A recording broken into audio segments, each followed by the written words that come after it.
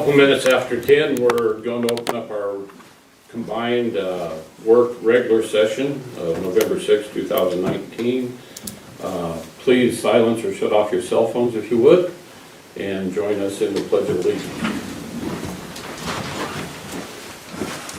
I pledge allegiance to the flag of the United States of America and to the republic for which it stands, one nation, under God, indivisible, with liberty and justice for all.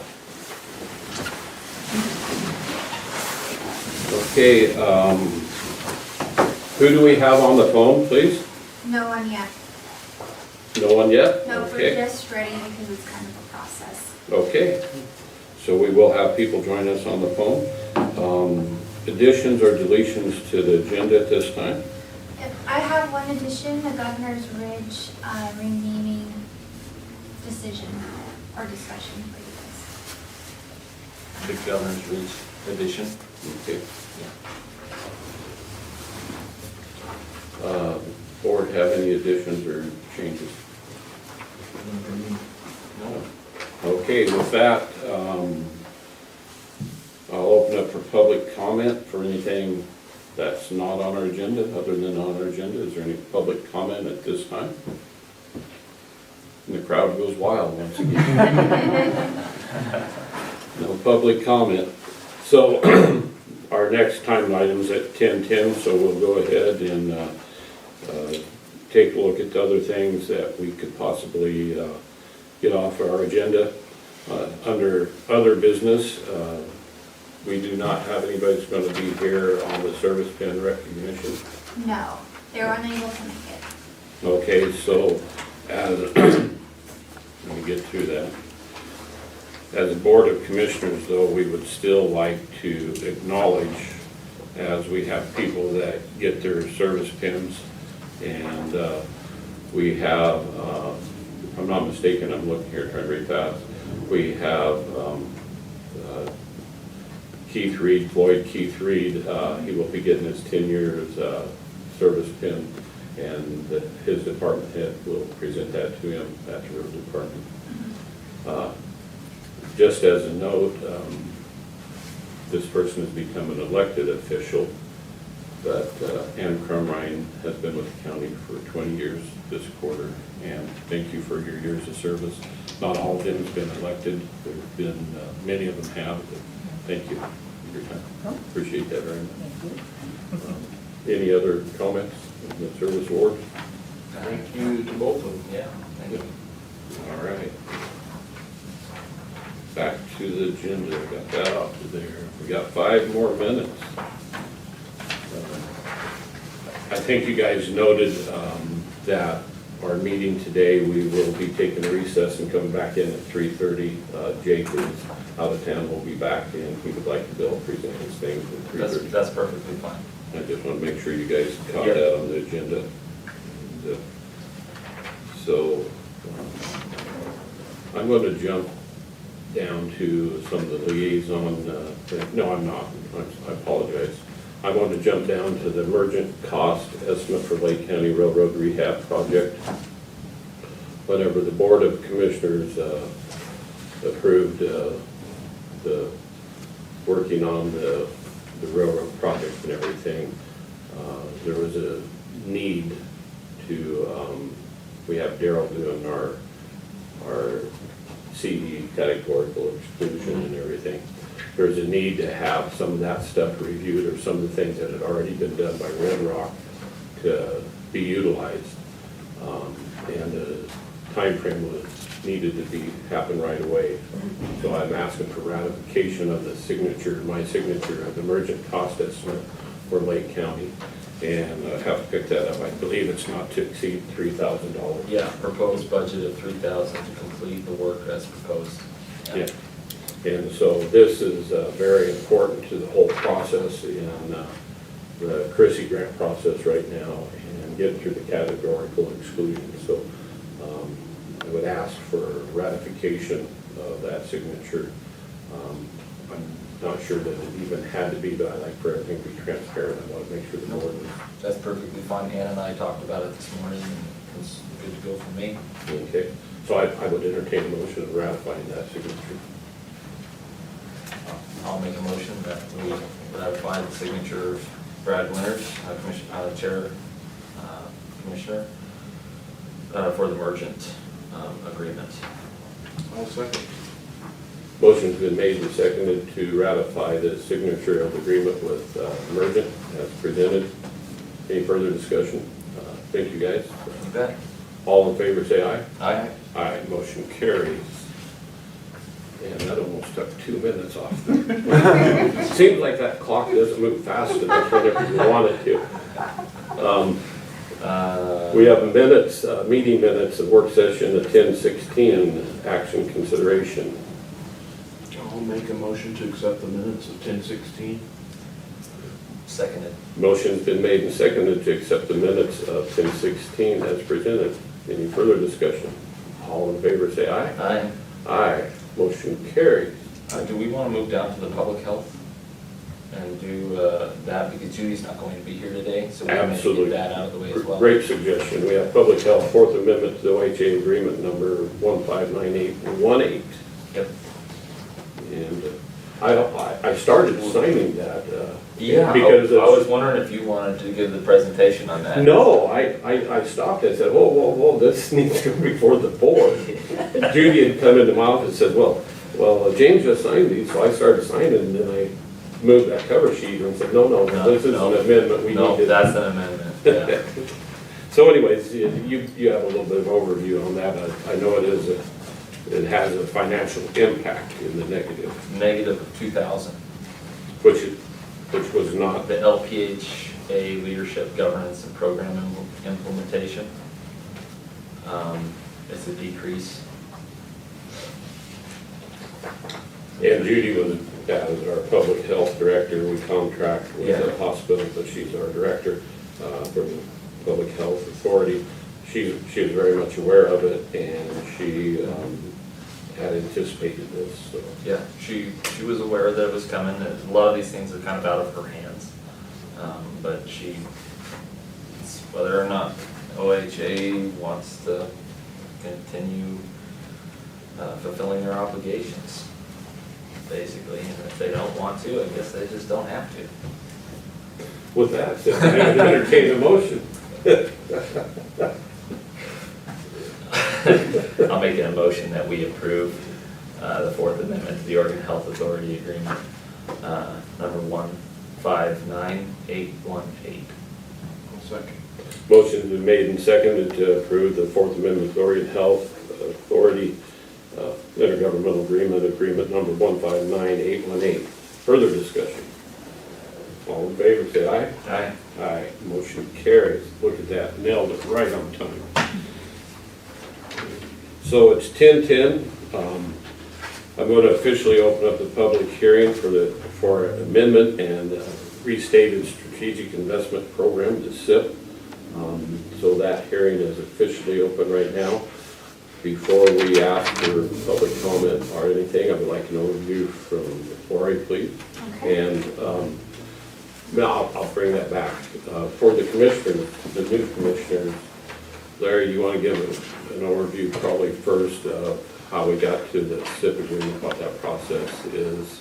I don't know if you guys, I know you've worked on this and everything, but this was in place before you guys came on. Well, there's been some changes to this one, as I understand. There's been some amendments. That's what the hearing's going to be for, and so I'm jumping back around is you guys, You want to kind of, for your guys' benefit Sure, of go what for a it. SIP is, not what the hearing is, but what the SIP is. go for it. Larry, that's his expertise. Yeah. Good morning, Commissioners. Good Larry morning. Holmgang with Business Oregon. And, yeah, we will talk about the amendments, but just in general, the state has authorized local governments to enter into agreements that offer property tax abatements of one sort or another. We actually have a range of programs from the enterprise zone to the rural renewable energy development zones, and SIP is one of the options that local governments have at their disposal. So The SIP agreement is for larger projects, like what is being proposed by Obsidian Renewables. And it is a 15-year agreement. And so the difference between the SIP agreement is how it's structured and exactly how the incentives are negotiated, make it different than the enterprise zone, which you've used in the past here in Lake County too. But it is an incentive that's designed to bring capital investment to bear in the county. And that's what we'll be talking about with the solar project. Do you have any questions?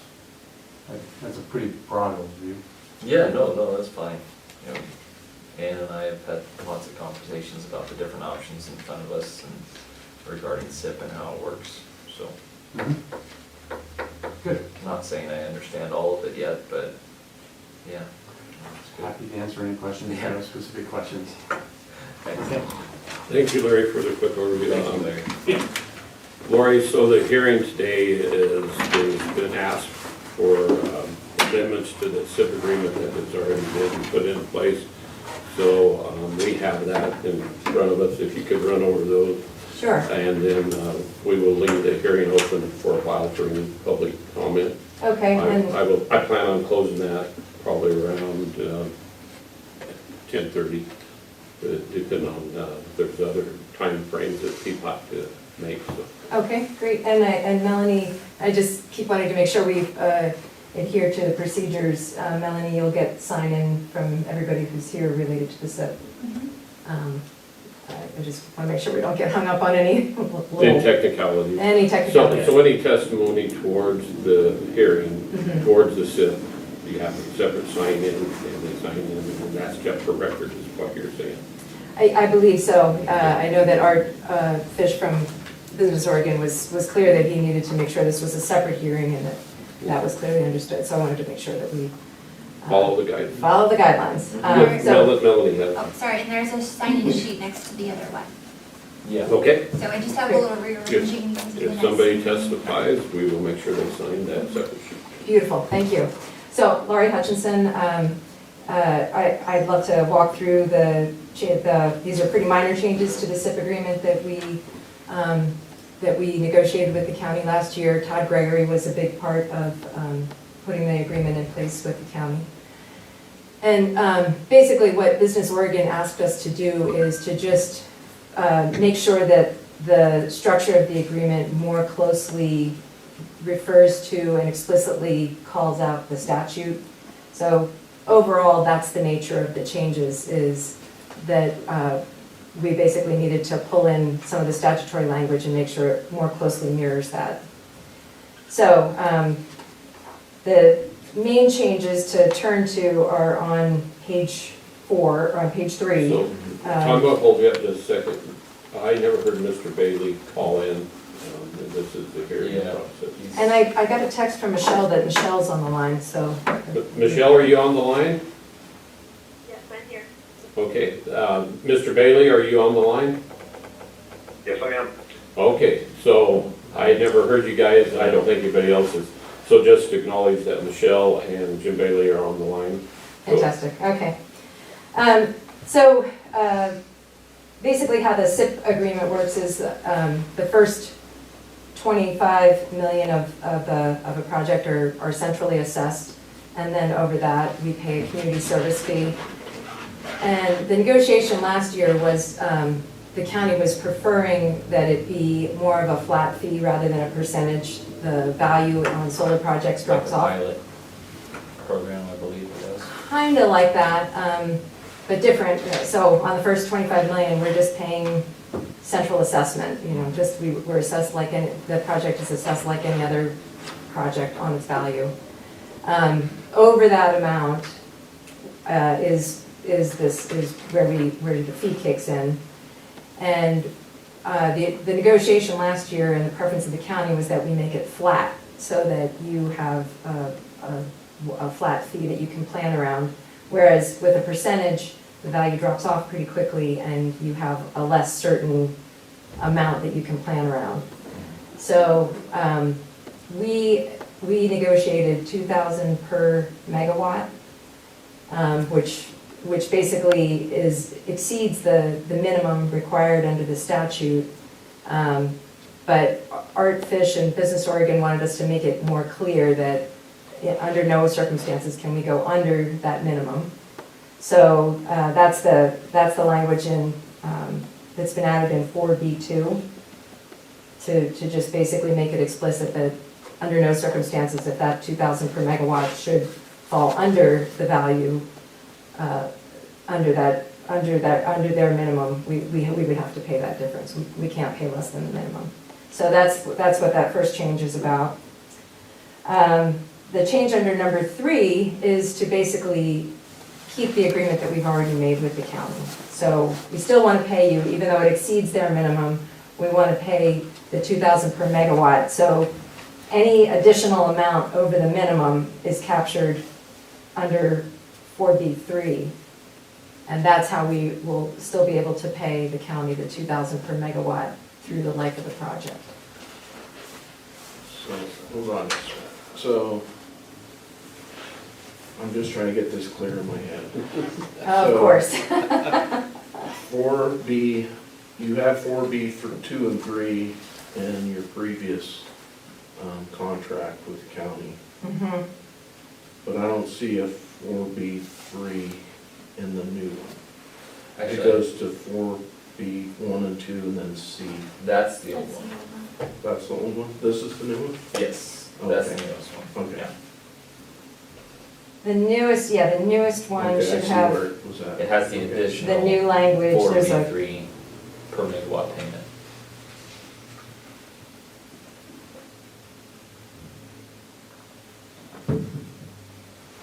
And so, I'm still trying to figure this out in my head. Sure. So if we sign this contract, we get 2,000 no matter what, whether it goes up or down. And if it goes down, then we're standing in high cotton, but if it goes up, we're losing a bunch of money. Possibly. no, so that we, If the value goes up. oh, if the value goes up, oh, there are, later on, What I'm asking is, we're just set at this $2,000, no matter if it goes up or down. But if it goes up, the county's out money, and if it goes down, then we save a loss. So through this agreement. I think we should back up a little. To the ad valorem taxes, if it's on the first 25 million, that applies, regular taxation. If they spend over 500 million, then it's up to 50 million, If that's it normal hits, if it taxation. goes over that Yeah. threshold, And so it kicks into the 50. this agreement is a tax incentive for 15 years for the investor that we agreed to. For it to be centrally assessed and all of that, I think where you're going is whenever you enter into a 15-year contract, it's a guaranteed payment that you're going to get. And number 3, 4.3 makes it that we will always get no less than on the rest of it, the $2,000 per megawatt.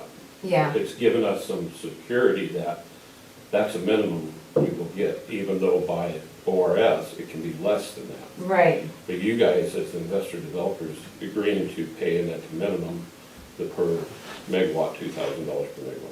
And you're just ready to jump out of your Well, chair. and you have to remember that part of the issue with solar companies is the state has a very, very difficult time valuing them. And we see them depreciate greatly. Year 2, they are dropping off. And so for the investors, for Obsidian, and for the county, the per megawatt charge, it mirrors the pilot program that everyone agreed to that works a lot better. Because when the state first valued this project, it was much higher than what Obsidian knows with their history it will be valued at. So we still will have to do some central assessment numbers the way this is stated now, but it's not quite as uncertain if we just relied on that because of the $2,000 per megawatt cost. And I realize that the new commissioners may be missing the big spreadsheet that shows how that was calculated. So I saw you were looking at it, Lori. I will get that to you, and you can see why that number was agreed to last year. It pencils it all out over the long term of Let's this. I think I advertise could over the 15 years. Yeah, I Yeah, think I no, can it give does. the high level, and of course, I always want to caveat these things with, we don't have a power purchase agreement for this project yet, so we are doing our best to project what's going to happen, and, but the world of electricity is changing fast and furious. But what we modeled, if the project's 400 megawatts, is that $2,000 would exceed the minimum that we would pay under the statute, all except for the first year. And by the last 3 or 4 years, it's about the same as central assessment. So it's about that the real incentive to the project comes in year 2 to 7, 8, 9, and then years 11 through 15, it's about equal to central assessment. So a little bit of work went into, with the best guesses that we have. The caveat is, we don't know what power purchase agreements are going to look like even in 2 years. But with the best guesses that we have, this is both an incentive to us and pretty fair to the county in that it eventually evens up to what you would get under central assessment. So these are amendments to an already agreed to SIP. Mhm. And so we're getting down into whenever we negotiated this way back, which is appropriate to ask the question. Yeah. We do need to get through Also- these amendments. This is, Go ahead, I would Michelle. also just add, this is Michelle, and I would also just add to what has been said, that these are based on our best guesses, but there is a provision in the agreement for if the estimates we use for the amount of the rate paid for electricity or the cost of construction are wildly off, there is an adjustment that is done when we have actual numbers. So we take a look at our actual PPA and our actual construction costs, and if that results in a greater than 10% shift one way or the other, that 2,000 gets recalculated to true it up. Right. So That's a that gets 4C. reset at the beginning of the SIP period, just so that we stay with our intention, which was to provide a steady revenue stream that exceeds the statutory minimum, generally speaking. And she's referring to 4C, is where the true-up language sits in the agreement. You're right, we had to insert that language because it is, number one, didn't know when construction would happen, didn't know what the power purchase agreement would be, and so that was agreed upon language for all of us to be fair. Mhm. Right, if it turns out it's not an incentive, then we don't have incentive to stay in the agreement, and if it gets too wildly different from central assessment and it's not a value to you, that needs to be trued up as well. Now, you want to continue? I would like for the red line, the amendments to be gone over. It's appropriate for us to ask questions, but really the hearing is for public input also. on Okay. This whole process along with ours. So we're sort of jumping around, but we need to get through the amendments and Okay. So I think, unless there's further questions, I think I explained the changes in 4B. And Michelle explained the changes in 4C, which is the true-up language if things are wide, and Ann helped explain if the changes are wildly different. There are a few other small changes where we basically made mistakes in references. So you can see we've made a few minor changes to make sure that the internal references in the agreement are consistent and that we refer to the correct statute numbers.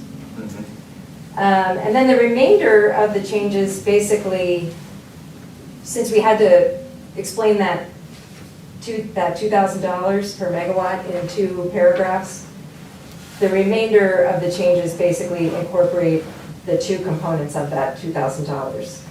The statutory minimum, and then whatever the additional amount is to bring us up to the $2,000.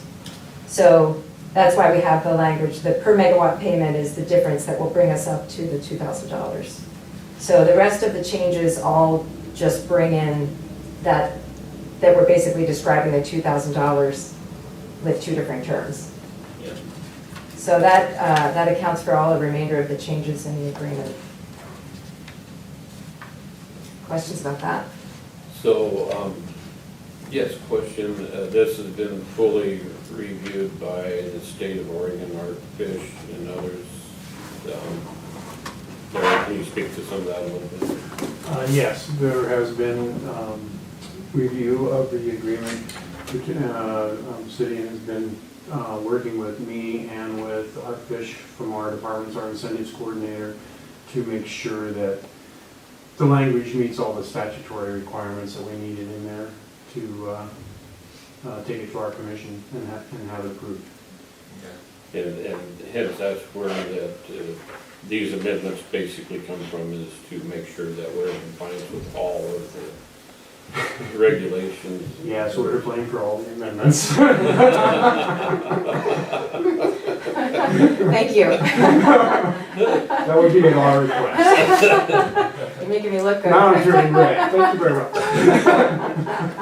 Well, these are long-term agreements and everything, and for everybody's good, the county and for the investor developers, we want them to be right. Yep. So, Larry, I appreciate you saying it that way, but thank you. That's helping protect all involved.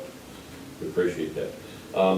One other thing, legal counsel for the county, as far as any legal content, you reviewed this, Jim, is everything look pretty good? Or look good? Yes, I did. As you were already just told, the real changes, the substantive changes are in section 4. Everything else is either changing a date or making sure the references back to these sections are correct. So, Just including the per megawatt payment. So, from the board, is there any other questions to Michelle, Lori, our legal counsel, or? I did have a question, real quick. So the actual name on the project is Obsidian Solar Center, correct? Now, these are 2 different sites. Are those basically included as one site? Yeah, so there's, this is very confusing for everyone. Well, just curious. So we're going through, our intention is to build 400 megawatts, thereabouts. It depends wildly on the sort of investors and partners we can get in this, but it is located right under a line that can serve utilities all up and down the West Coast. So we are going through the permitting process in order to be able to build the project as we've outlined it under FSEC. And this agreement tracks to that intention. We did ask for CUPs. The project gets some advantages if we can start construction this year. And of course, we can't legally work on the land without approval. You know, we can't build something on farmland, or, you know, without approval. So for the purposes of getting going, and we've been very clear about this with FSEC. This is not a, you know, they know about our strategy. We're not expecting FSEC approval till next year, but we want to start to get the project all the advantages it can get under tax law. So the CUP projects, Brad and I were kind of having a discussion about that. They exist on paper. The hope is that we're going to be able to roll them into the big project.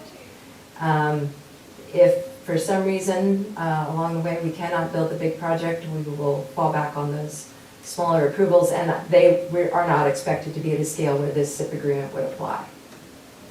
So we would have to come Back. talk. As currently permitted. Yeah, as currently permitted, we would have to you know, either go through central assessment or make And some that's other based tax on- arrangement. Based on the approval of those CUPs, is that largely dependent on those CUPs then?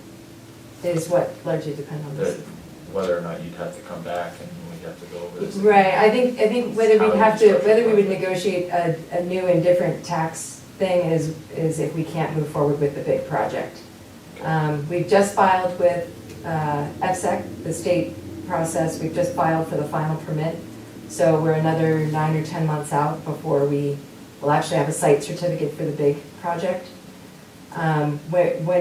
If it looks like we're tracking towards that site certificate, then I think this project is, the big project as conceived is pretty much, it's out of the starting gate at least. Okay. I guess I'm just trying to clarify it a little bit, because if you have two different sites basically, and you have a different one later on in the future, I mean, these are, what, 300 and some odd acre parcels? And you're going through the CUP right now for those, but then there's another plan for another one later on, basically, a larger site? Yeah, Are those- so. Is that gonna be named something else, or is this covering this entire project? Are we agreeing for those two parcels right now, or are we agreeing for those two parcels and whatever larger project comes on later? I see what you're saying, okay. This agreement is for the large parcel. The two CUPs exist within the large parcel that's going through the state process. So this agreement applies to the big piece of land. There's not two projects Okay. under this agreement. It's just the one? Just the one. The intention is to just begin construction under CUP to keep ourselves legal, to make sure that we've dotted all our i's and crossed all our t's, and roll those into the big project. That's the hope, that's where we're headed. Brad's been around long enough, so I'm looking at him. Just kidding. I'm just We have trying- seen a lot, I mean, this is the Wild West still. We're raging out there with a really big concept. We have all the hope in the world, but we're doing something that's, there's not a lot of precedent for it. So I can't give you an over-under right now. That's fine. But we are gunning towards building the big project. And so if by any chance there were some smaller iteration of this project, it basically would have to track, and it were big enough to be under the SIP program, it would have to track with the SIP statute. So, Did you want to add something there, Michelle? I hear you're clearing your throat. Yeah, no, I was just going to note that in the SIP agreement, it does provide for a division of the SIP agreement. So if, for example, we ended up building the 400 megawatt project, but the first 200 megawatts first, and it was going to be sold, for example, we would split the SIP and have the 200 follow the SIP with the new owner. Probably the more accurate way to think about the SIP agreement is not with respect to parcels of land as much as a particular project. So this SIP is associated with the 400 megawatt project. The CUPs are each associated with much smaller projects. Because they're so small, they don't support the economics of a SIP. And if we don't end up going with FSEC and a 400 large project, those two smaller projects either have to get bigger and have SIP attached to them or have some different tax situation negotiated. that answers the question that we all wanted to know for sure, Michelle. And if those projects go forward as separate projects at basically under 320, then you will come to us with negotiating an agreement, whether it's the red zone, it's central taxation or whatever it is, or if it's the pilot program. So, That's right. so right now, your plan for that to be all part of the 400 megawatt. If things don't materialize that way, you may be back to us to negotiate what tax incentive for those smaller projects. But you can't say that for absolutely sure today. That is very correct. Okay. Fair summary. That's all I wanted to clear up, just get that straight, so. Work to be done. Yep. So any other questions from the board to Michelle, legal counsel, or Rory, or Larry? I'm good. So is there any public testimony at this time on this hearing process for the SIP agreement? So there is being none, and there is, I see smiling in the back. Member of the public. Well, there's a sign-up sheet up here, put your name on it, sir. Thanks, Brett. I take that as we have, during the hearing process, hearing's been open for plenty of time right now. There is people that have other commitments. So, one last time, is there anybody that has any comments on the hearing that's open on the SIP comment from the public? There being none, I'm going to close the hearing at 10:27 and let the record show that there was no public comments on any of the amendments proposed for the SIP agreement. Mr. Bailey, as I've closed the hearing and there has been no public comments, it's just been discussion from board to people involved. The one hearing, we're within compliance for this amendment to, once it's closed, to go ahead and act on these amendments, correct? We don't have to run 2 hearings on this? That's correct. You can act on it today. Okay, so with that said, unless the board has some suggestions on changing any of the amendments, would entertain a motion to accept the amendments presented. Go for it. Oh. It's all Mr. yours, Chair. Mr. Bailey and I'm going to make that motion. I want to make sure that I do it appropriately. So I would like to make a motion to accept the amendments and restated SIP agreement between Lake County and the solar investor, Obsidian Solar Center. Obsidian Solar Center. Note that there was no public comments during the hearing process, and move to approve the amendments as presented. Seconded. Michelle and Mr. Bailey, does that cover everything? Yes. Okay. Yes, I believe it does. Any further discussion? All in favor say aye. Aye. Aye, motion carries. Thank you very much. Got you on time, Mr. Holtzman. Lori, Michelle, thank you guys, and Thank you, Commissioner. Yep, Thank you. Thank you. all right, Bye. Bye. goodbye. So, Jim, are you staying with us? I can stay on.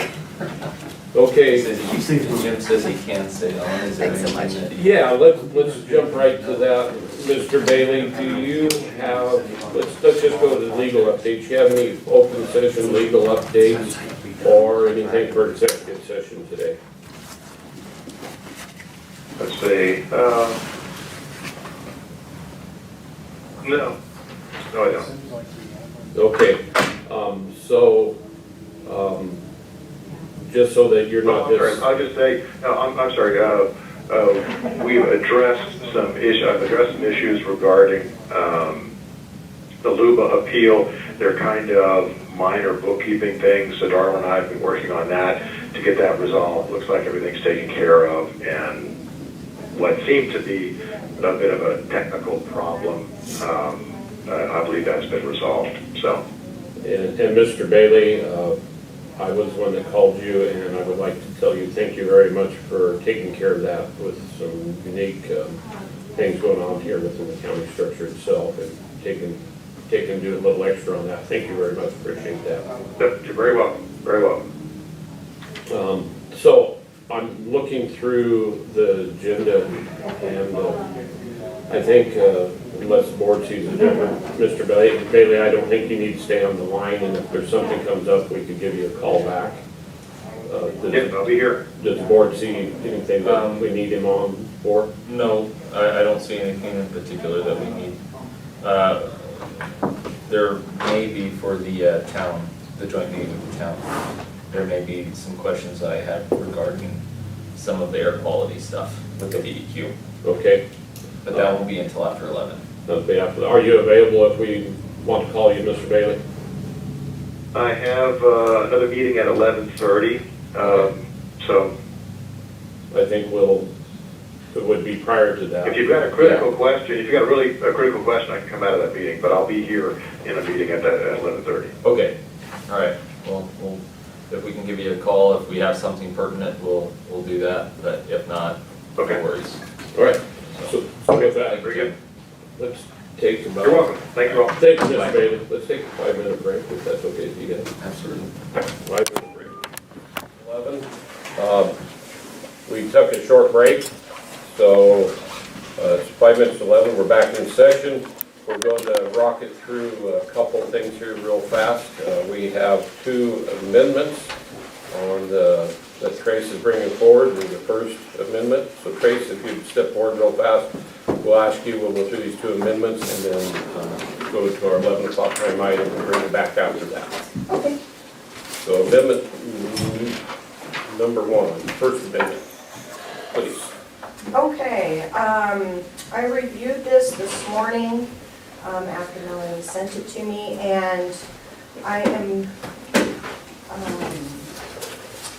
the First Amendment, it says financial assistance award for Exhibit C, and when I was looking through this documentation, I could not find Exhibit C.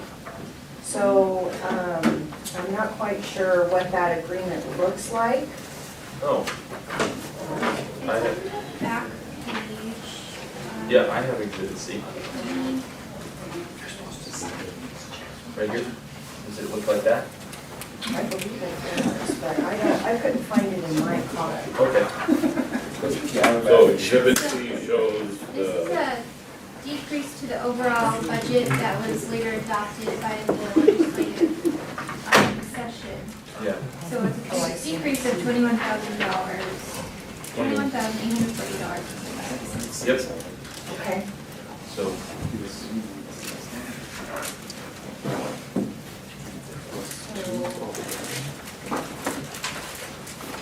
I'm not sure.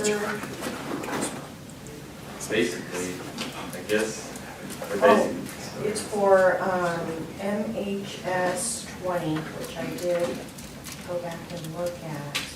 And that was for non-residential mental health services for adults. correct, yeah.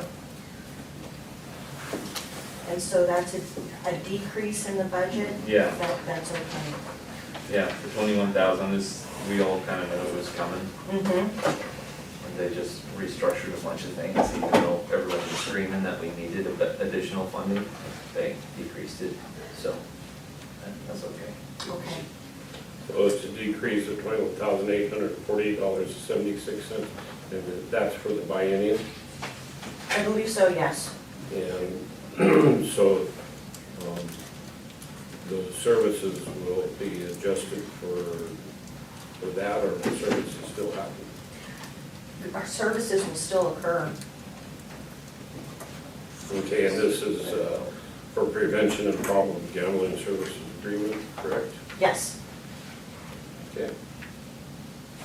So other questions on this First Amendment?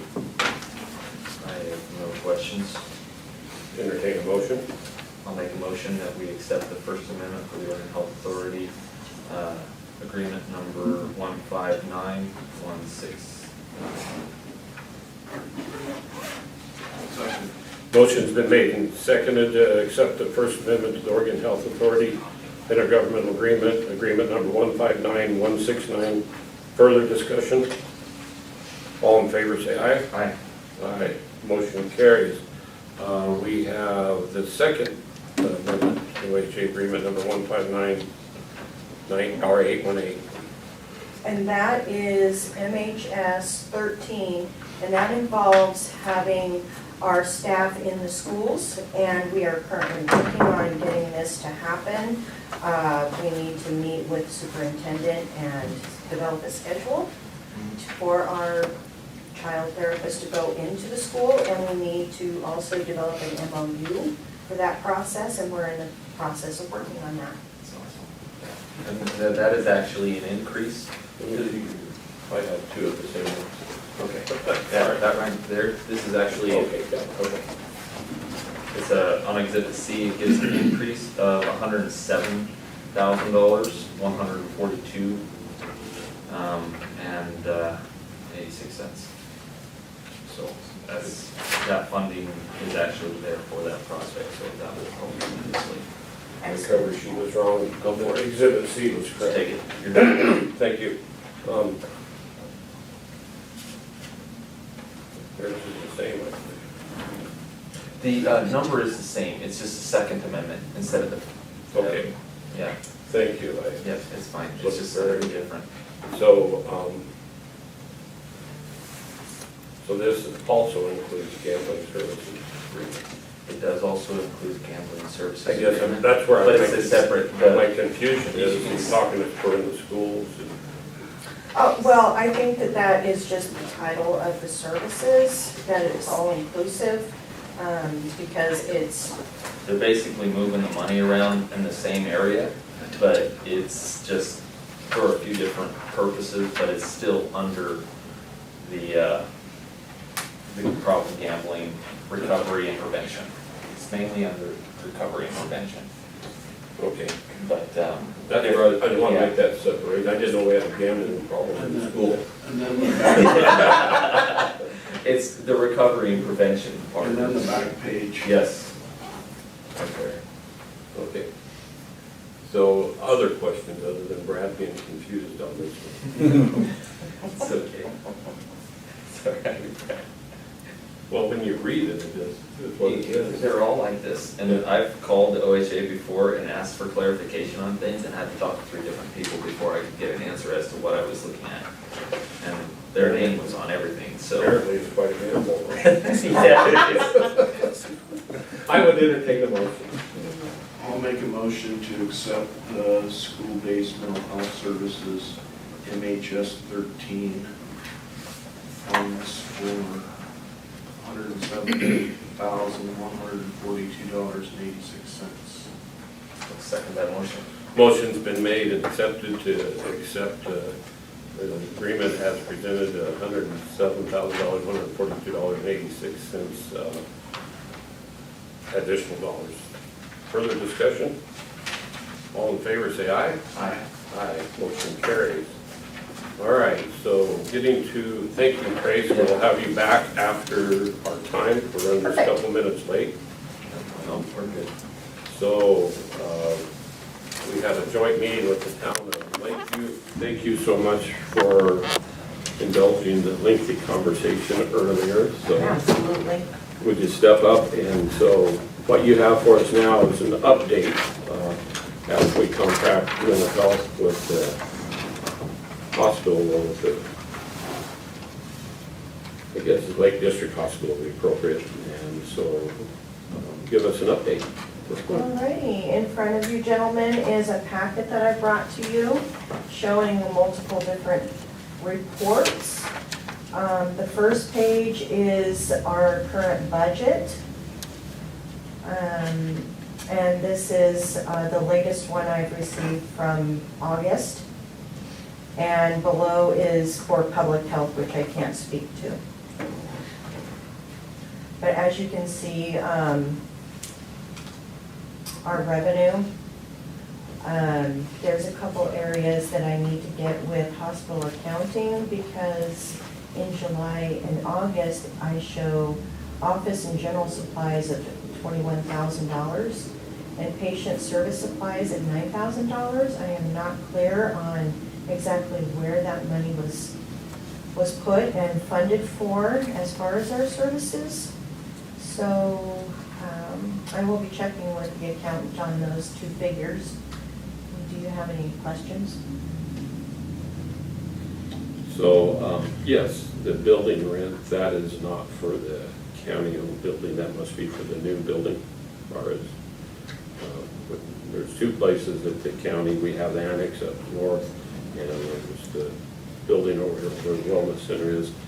their agreement within our contract, the rent is non-existent, I believe. It's $1, I believe. or Yeah, something. it's something like that, so the building rent must be for a new building, different buildings, or you know what that is? I'm assuming it's for the new building.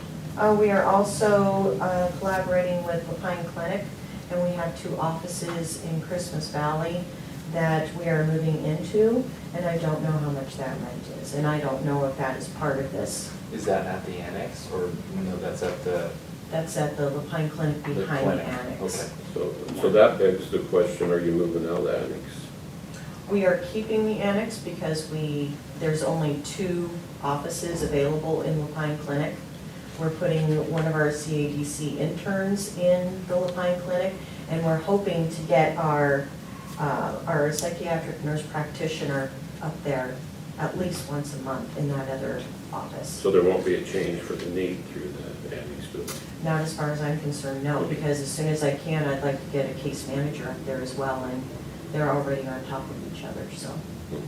So and you probably can't answer this, but the reason why I ask about the rent is I'm not aware of how and when, I know roughly when, but there was a new building purchased, and if that was purchased, if that's owned by the hospital or owned by mental health, if it's purchased with mental health dollars, I wouldn't think you'd be paying rent on it. I'm just talking out loud guessing.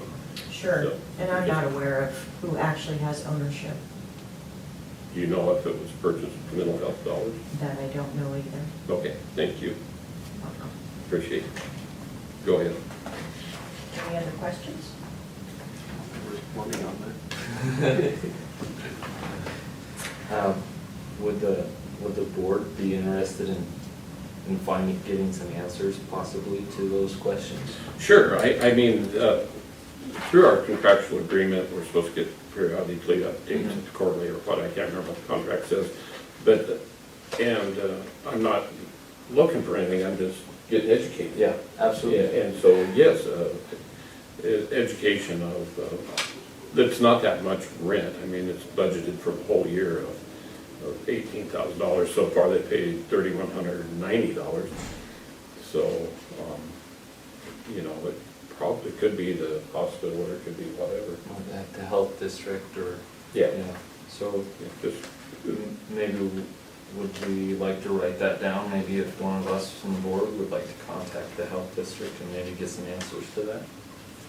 I think Charlie could answer that pretty fast. Absolutely. I would imagine, so. Anyways, Okay, just it doesn't have to be in a meeting, you just get that back to us, so Okay. what that breakdown is. Okay. Next, you have the Lake District Wellness Center Access Report.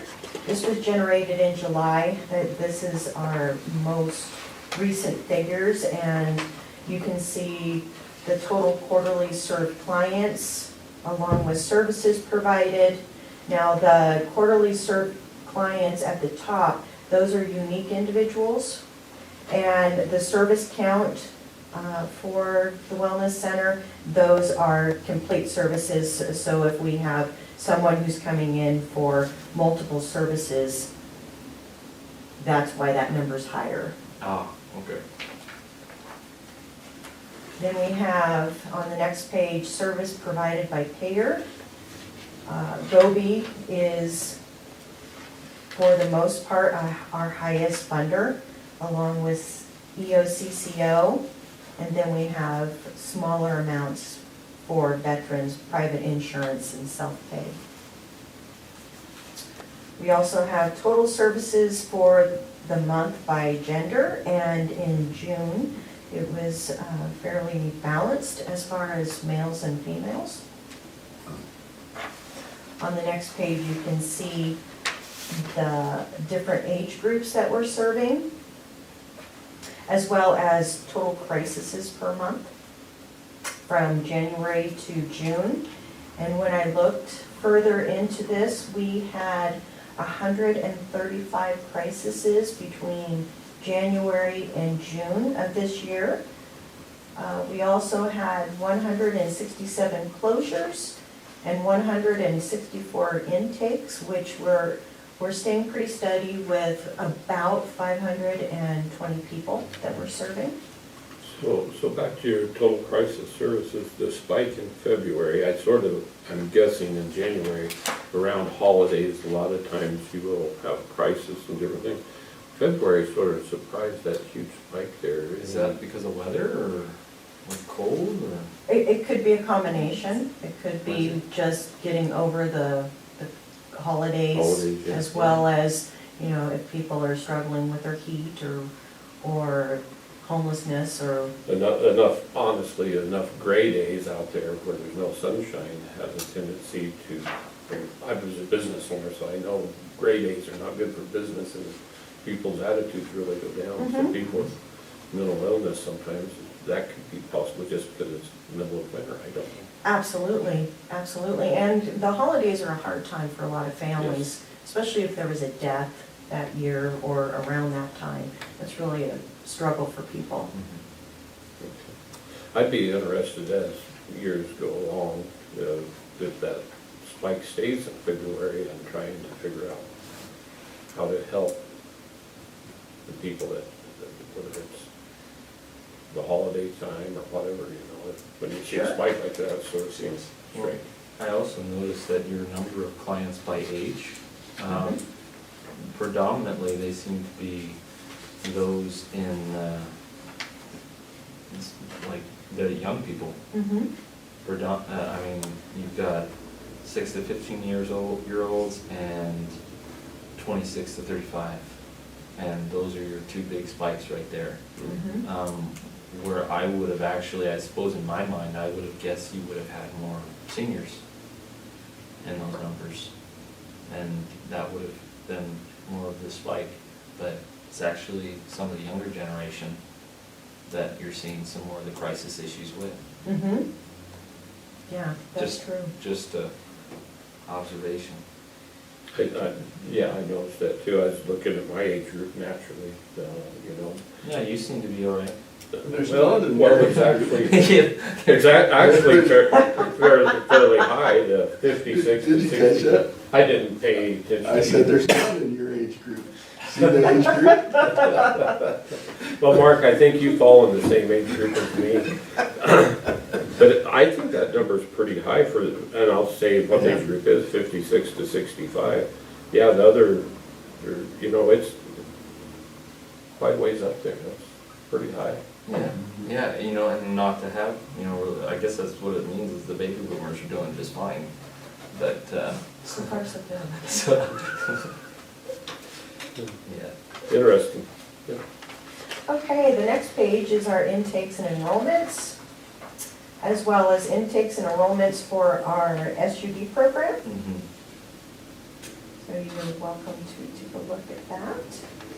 What's the SUD? SUD is substance use disorder. It's the new buzzword instead of alcohol and drug. Yeah. It's all PC. And as you can see, our referral resource, or our referral sources, primarily it's people walking in realizing that they need services is our highest amount. That's a good sign. That's kind of getting people over the mental health Stigma. stigma. That's good to see. It is. As well as the amount of the population that we're seeing as far as their employment status. On the next page, you can see that there's a high level of non-high school graduates. And I would like to look further into that area. One state mandate that we have not implemented yet is enacting, which is assertive community treatment. And as part of that mandatory service being available is supported employment. And I'm really hoping that once we are able to implement that team, that the high school graduates will actually go, the non-high school graduates will go down because we'll help them get their GEDs.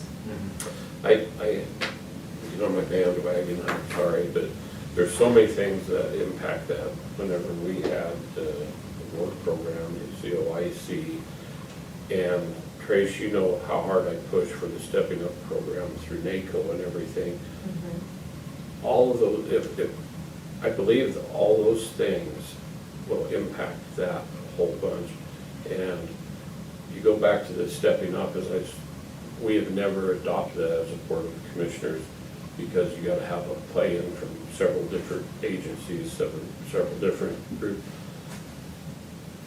Whenever, from the first contact on the street, there's an opportunity for people that have addictions along with mental health, for there to be somewhat of a non-expertise evaluation, whenever they would end up in the mental health side and get help, instead of going to our jail and push things to the extreme, because it triggers so many different things within people that have mental health issues and so on.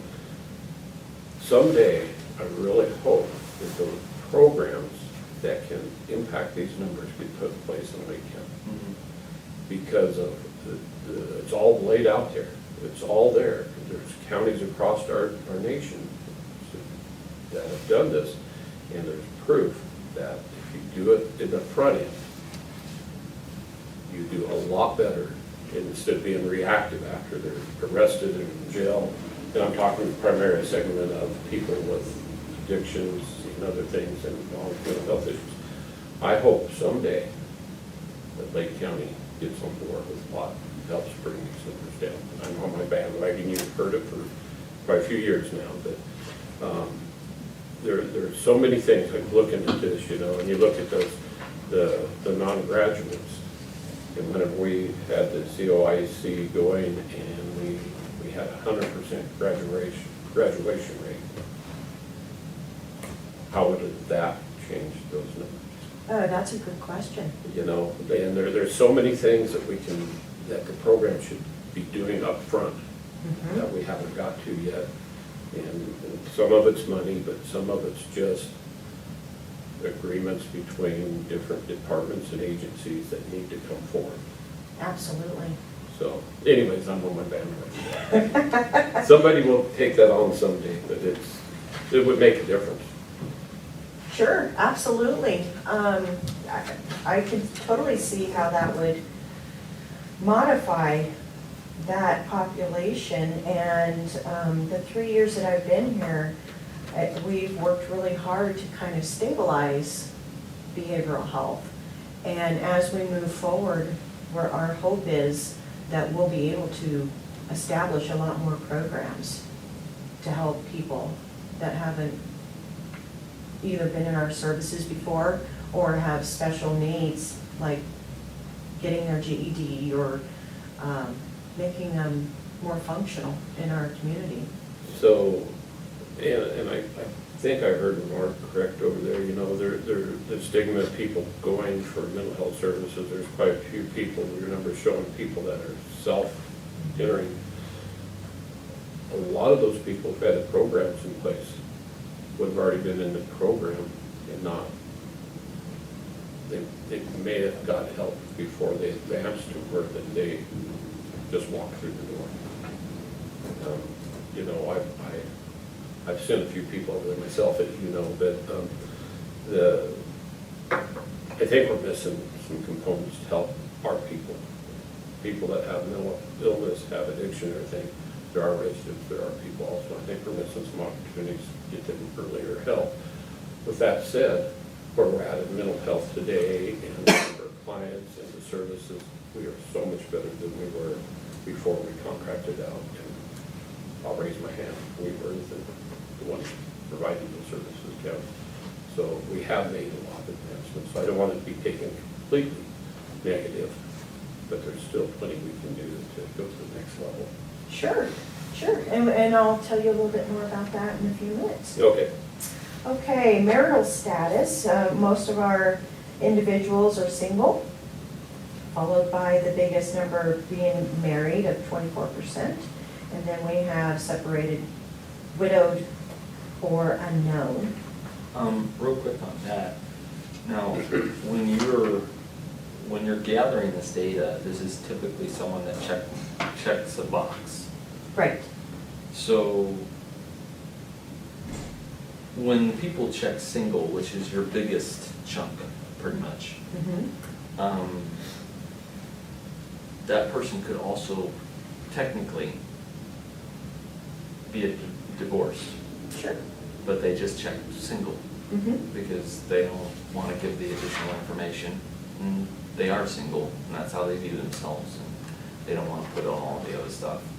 Yes. So technically, those two blocks could pretty much go together for the most part. It doesn't, Sure. single doesn't necessarily say never married or never in a relationship or anything else. It just means currently this person is on their own. Mm-hmm. They're identifying themselves as single. Yeah. I just. But you do have a box, obviously, to mark divorce. People choose. Yes, Yeah, people yes. choose Not to, just but I'm disclose that, but. I'm thinking that those two could overlap.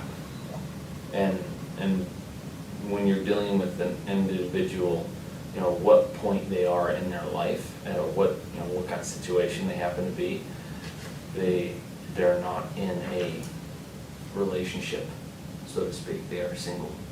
They're on their own, technically speaking. And that is accounting for about 3/4 of your Mhm. entire pie, if you put just those two together. And Mhm. that's a big chunk. Mm-hmm. Absolutely. So, anyway. On the next page, we have total peer delivered services. We right now have one peer service provider, and I have talked to Gobi, and we're looking at hiring and training an SUD peer delivered service provider. Case management services, we have lowered due to we only have one case manager. We're in the process of hiring one more, and possibly hiring one that would be part-time Lakeview and part-time Christmas Valley. So those numbers will go up. So I want to go back to that, just so I'm sure I heard that right. You were down to one case manager. Yes, That was a huge thing that helps for everybody, for things to function really well. yes. So it is planned to get another case manager back. I'm actually hoping to get two. Yeah, Yes, that, for what little bit I know, that was so important whenever it finally got there, for people, therapists that are overworked, trying to manage Yes. the cases also. So, yes. Well, and the case manager is the ones, they're the ones that actually execute a lot of the treatment plan yep. with the people. So yes, my hope is we're in the process of, we did an interview with the case manager. They're doing her background stuff, and I'm waiting for the green light to give her the job. Very good. Total monthly services divided by mental health or SUD. Mental health is in blue and SUD is in orange, and they're pretty balanced overall. So As- that's going back, I'm still using addictions instead of SUD, I guess. That just shows that, I guess, or does this show that a lot of people with addictions have mental health issues? Absolutely. In our line of work, typically, not always, but typically what we see is SUD is an exacerbation symptom of whatever mental health struggles they have underlying. Yeah. Like there's a lot of overlap. Like in the Mhm. month of April, however, there were a few people that didn't necessarily have the SUD issue, but they had just the mental health issue. Mm-hmm. But very few. Most everyone you had in the month of April had both. Mm-hmm. So. Yes, and typically what happens is if they come in for mental health and they're asked about drug and alcohol issues, and they say yes, then they also receive an assessment from our SUD program, and vice versa, if they come in for SUD and need mental health. So they're getting more wraparound services. Yeah, when I worked at the jail, almost, I would say 90% of the inmates drug or alcohol related problem, and then probably 90% of them had some mental health stuff too on top of it. And so, I mean, our jail would be empty if we could figure that out. Oh, yes, yes, and that's on my list of things to do, the jail diversion and mental health court.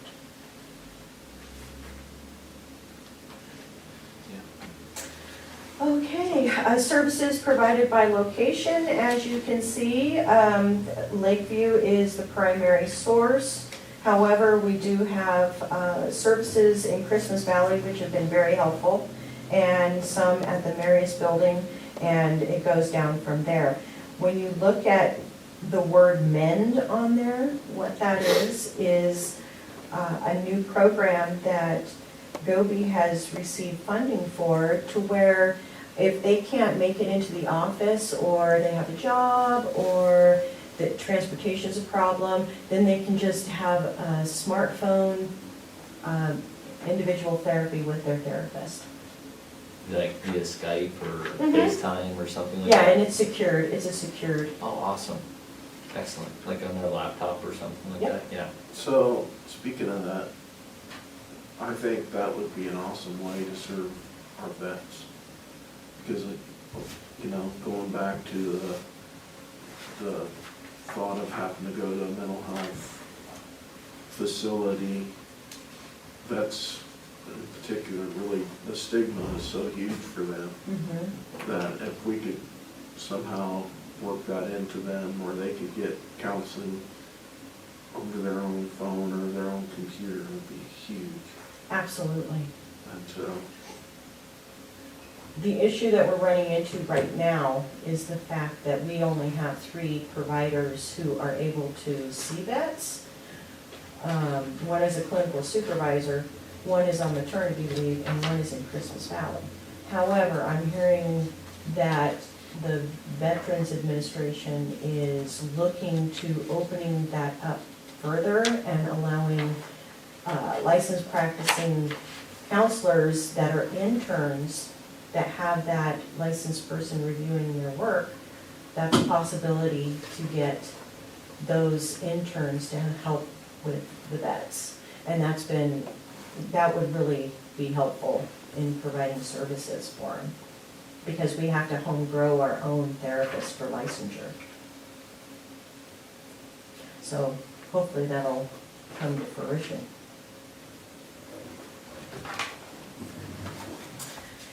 As you can see, we're moving right along with our group services. We offer several groups, life skills, art therapy, dialectical behavioral therapy. And attendance in those groups, they're more female than male. However, we still service and try to accommodate the males as much as possible. As you can see, the clients are measured by the race that they identify with, and primarily it has been Caucasian. Ethnicity, again, with the Caucasian, it matches the non-Hispanic origin that's been identified. And services by location, this is kind of a review of the other report showing that we had. Level of care for SUD, level 1 is primary identified as outpatient. So that's why that number is so high, is because primarily if they reach especially a 3.1, that is identifying that their need is higher than what we can take care of, and they go to residential. As you can see from the addiction types, we've had primarily marijuana, methamphetamine, and alcohol. And further in your packet is the cordant, the lab work that we have done. And it reflects how much work has been done in the SUD program. Service conclusions, we've had quite a few. As I said before, we're staying pretty steady. We have as many coming in as many as are being closed. With our med management services, they have lowered. However, with our new nurse practitioner, I'm sure that that number is higher than what is being shown because she didn't start until July. Up until then, we only had telehealth medicine through a part-time prescriber who is located in Clackamas, Oregon, and he was giving us 4 hours a week. And we found that we needed a higher level of services than what he could provide, so we hired a nurse practitioner. Next is our Gobi pay for performance, and unfortunately I didn't have the Q2 results to submit to you. All I had was the number 1 quarter. And as you can see, that we're not the highest, we're not the lowest, we're right in between. The next is the mental health program pay for performance results. Primarily in 2018, it was identified that we weren't sending in our financials, and since then, I have collaborated with the hospital and we're getting those reports in.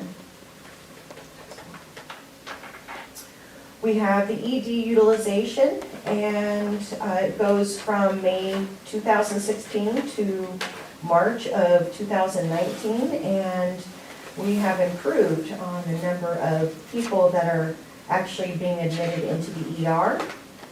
You can see by the unique members per year that in 2016 we had 26, in 2017 we had 40, in 2018 we had 24, and so far this year we've only had 10 go to the ER.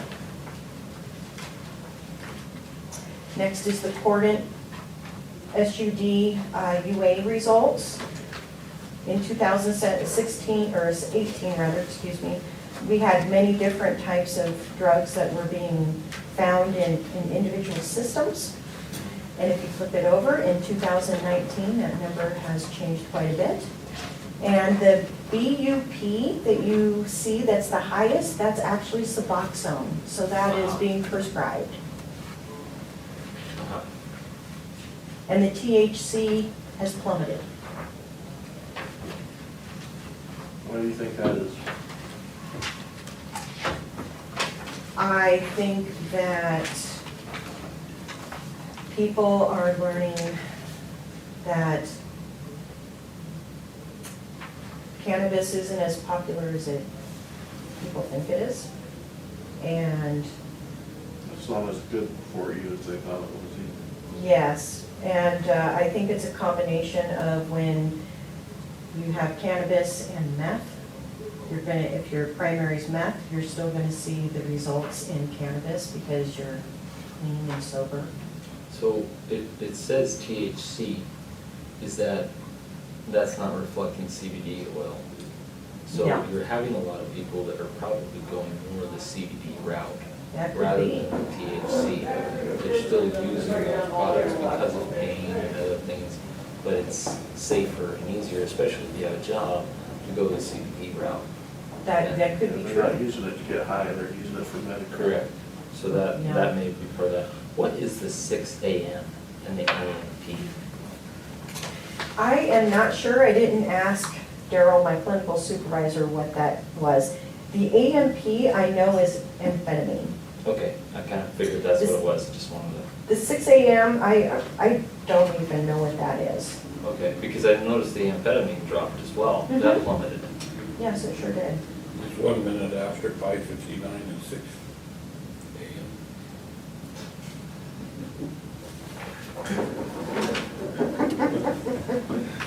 Okay, Well, you asked, somebody had to answer.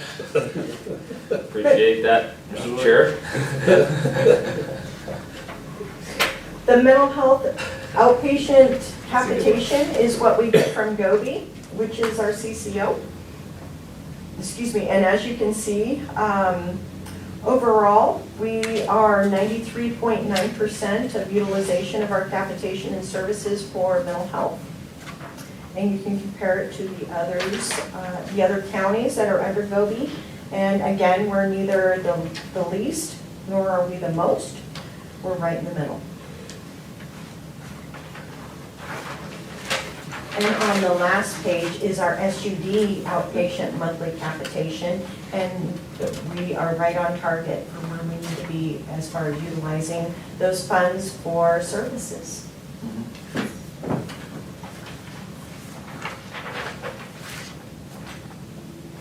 A couple things I wanted to bring to your attention is we've been collaborating and outreaching more.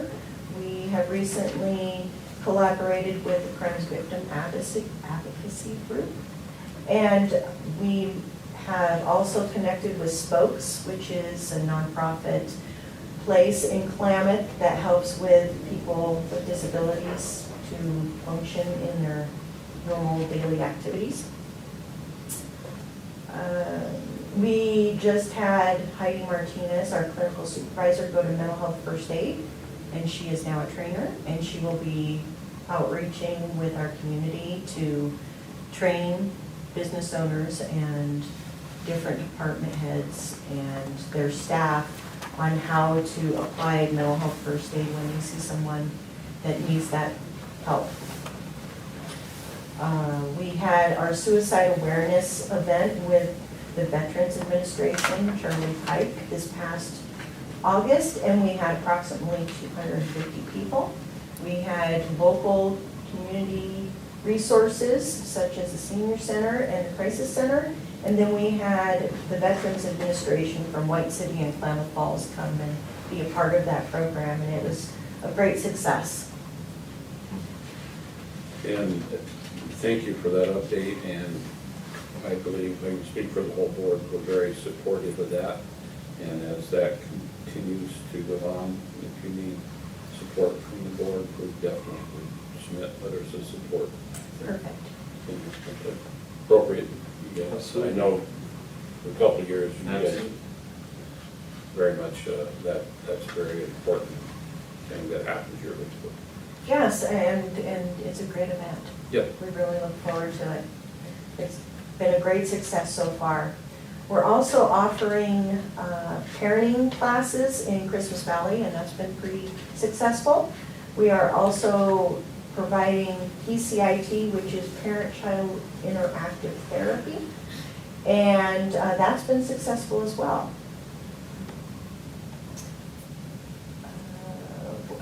As part of reaching out and doing outreach, we have went to most of the open houses for the children in schools for the beginning of the year. And as I said before, we're going to be working on getting some staff in the schools to offer that extra support. And I know that North Lake is really supportive of it as District 7 too. Mm-hmm. Yes, we just haven't gotten there yet. But when the scare happened with the threat, we responded, and they were very grateful, the school district, for us to be there. And we had somebody there all day for support. Excellent.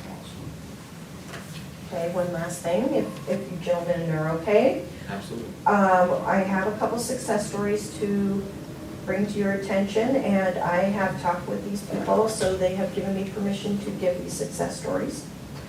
We had one individual who she had significant psychotic symptoms, and she presented in the ER at the time, and her symptoms were so severe at that time that her caregiver that was with her said that she couldn't even make a sandwich. She has been stabilized and is now an active contributor to the community. She volunteers locally, is looking for a job, has gained her driver's license, and she's getting married. We have another individual who came into the Wellness Center in crisis, and after much intense work with her, she volunteers in the community and is wholeheartedly trying to help reduce the stigma of mental health services. The Recovery Center has had One individual who has been in constant trouble in the law enforcement realm and has been in and out of treatment court in her life, and she has now stabilized, and she has reported her appreciation because the treatment court program has saved her life. 3 individuals were admitted to residential on the same day from Lake County. 2 out of the 3 returned after they graduated the program. And 1 youth in Christmas Valley who had struggles with being shy and stuttering, he is now working with peers, and he is able to present information and help his peers do better. Lastly, we had a state audit in which we had 6 findings. 2 of them involved a medical director, in which I'm looking for right now. We need one for OARs for our SUD program. We had 1 finding as far as a service plan, in which Heidi is working on getting me the information I need to submit for that. And we had 2 findings involving DUI, the DUI program. It was involving the collection of urinalysis and identifying specific identification implementation that we're doing. And so that's it. Well, I can cross that question off my list because you answered it.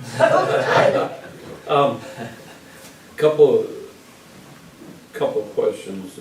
First, I hope if there's something that fits for you, I hope you or somebody else will be participating in AOC this year.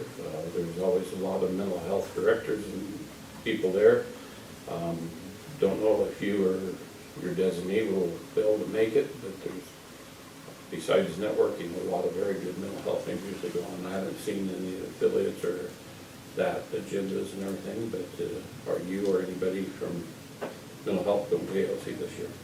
Actually, I was telling Commissioner Williams earlier that that's one of my favorite trips, and unfortunately this year I am unable to make it, as well as my designee, because we have a prior engagement we have to be involved in. Okay. But I'm sad to say that. Thank you. I do have to go back to the budget. Okay. It takes me a little while as I'm going through things here and everything. But going back to the budget, and so it's 229, I'm talking the wellness side, $229,991 in the red. That's what that shows. How is that money made up? Right now, it's not being made up, and the reason why that is because there's... And that's a projection, I know that. Right. So what that is a lot of times we are giving services to individuals who have private insurance or Medicare or Veterans Administrative benefits, and our staff are not appropriate as far as being able to bill those services because we have interns. I just had this conversation with the hospital yesterday.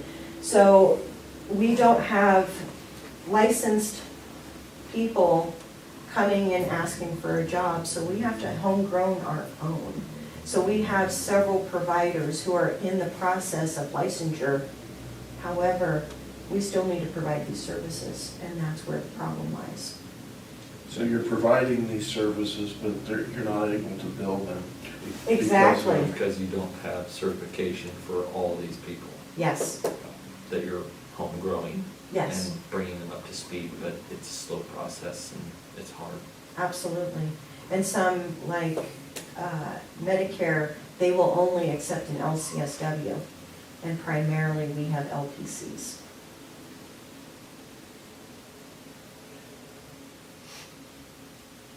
At the end of the day, it's still almost $250,000 short. Yes, it is. So, I guess hopefully that number will come down and we're able to keep the services on the ground. With that, you know, talking as we contract with the hospital is, that throws up a red flag there of concern to see the shortfall of that amount. And I don't know what all has changed as far as being able to bill and Gobi and all that stuff, but there has to be some things that's impacting for that number to get up to that amount projected. It's private insurance. Yeah. And it's just whether or not the insurance is willing to pay. Absolutely. I'm gonna jump over to capitations real quick on outpatient mental health, outpatient monthly capitations versus claims. Even though that we are kind of right in the middle, right there on the annual capitations trend line, it takes a severe dip. Yes, in July, Yeah. and I don't know why that is.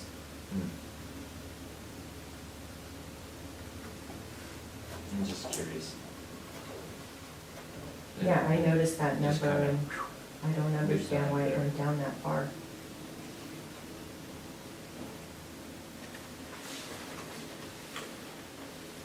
I would like to tell you, thank you very much. This is interaction in the process from contractual agreements and where we need to be for the full board of commissioners to get the updates and everything. And I want to commend you for coming before us, taking the time, and appreciate it very much, Dr. Warren. Thank you.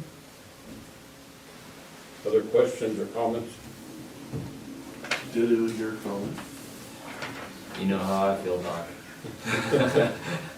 Really appreciate you bringing this before the whole board because it's really educational for all of us where we can have these interactions as a full board and kind of work through some of these issues. And when we have questions, we can work through them with you in a very transparent way. That's means a lot to us and the time that you put in today and waiting around for us to get through some of the other stuff. It's been excellent, so thank you.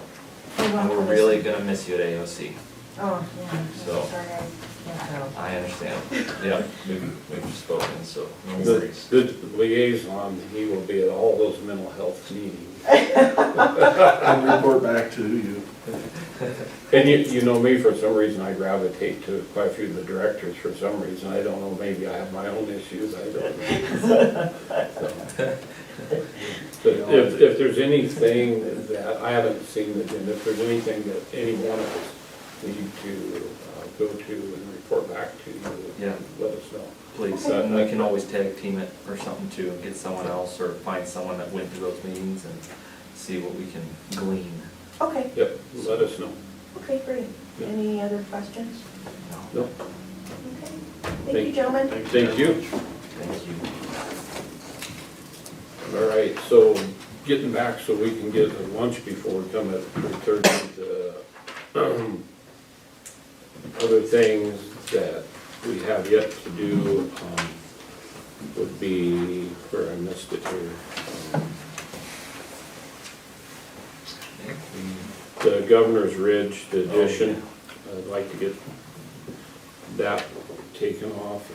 I forwarded you guys the email. I apologize, I did do the one that had attachments See you, Doctor. that showed all the pictures. I This, must not got to it. pardon me? I must not have gotten to it. Okay, Mike Yeah. MacArthur, used to be the director of AOC, had sent out an email.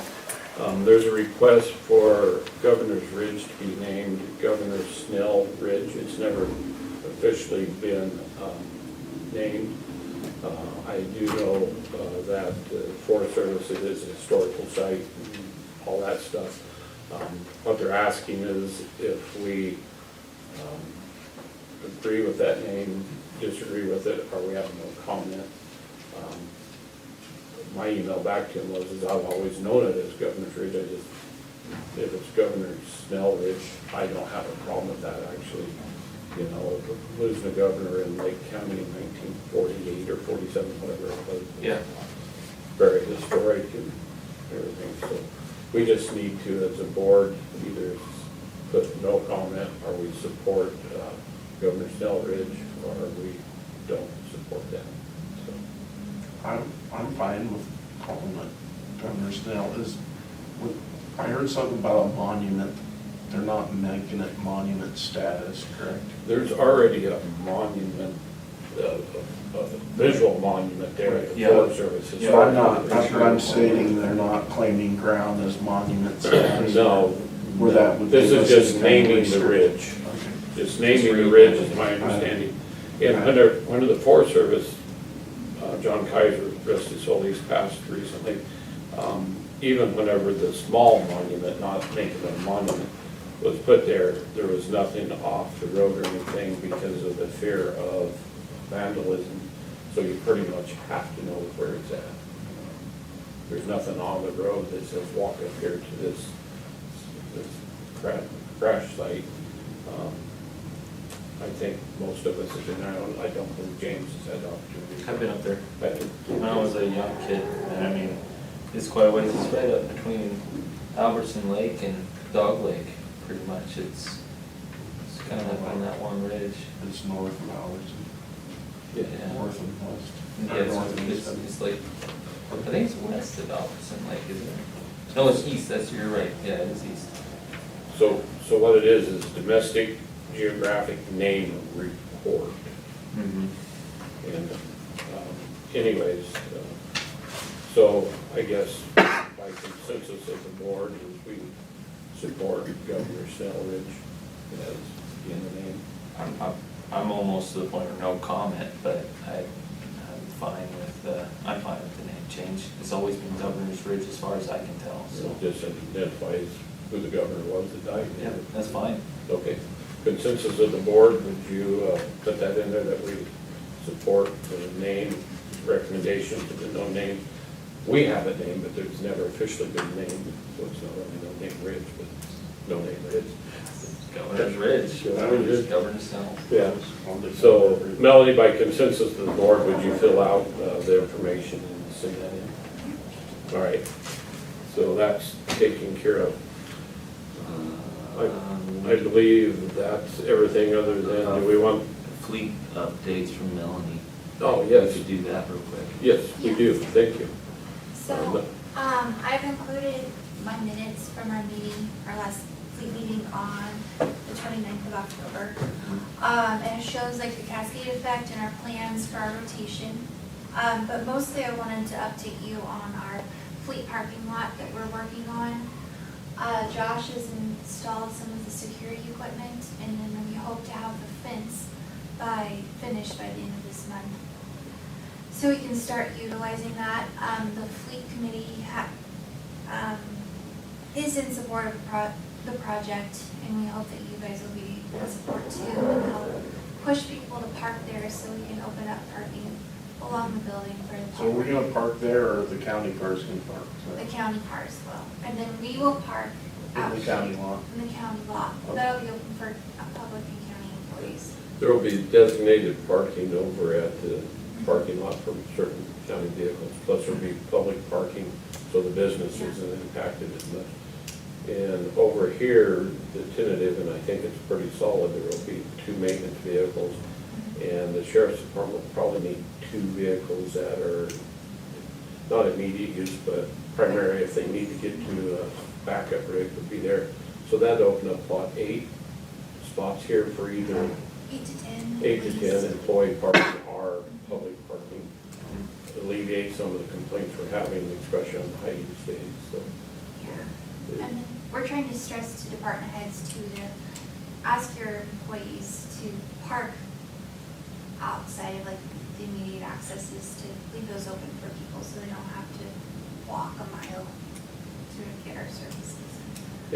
In our, one of the, talking with the business next door, obviously that over there, we're trying to keep that open so there's public parking for their customers and everything too. But one of their complaints is, especially during court day, is their parking lot for their business. People park over there, then they come over here for court for the whole day, and there's a parking place taken up in their own parking. And they really not complaining about it or whatever, but it has an impact on the issues. They could have it towed and then bill the owner of the car, you know, I mean, parking for And customers. and only. they're not, they didn't want me to really get into that too far, but there is an Yeah, impact. absolutely. Well, just the impact of thinking that place is packed and you don't want to eat there when it's really not. Yeah. If they're all over here, at the port or wherever, you know, that's true. That's a financial impact. It is. So hopefully this, what Melanie's worked on and everything will help. It'll help. Help. And we've got some good feedback from the community just from what we started.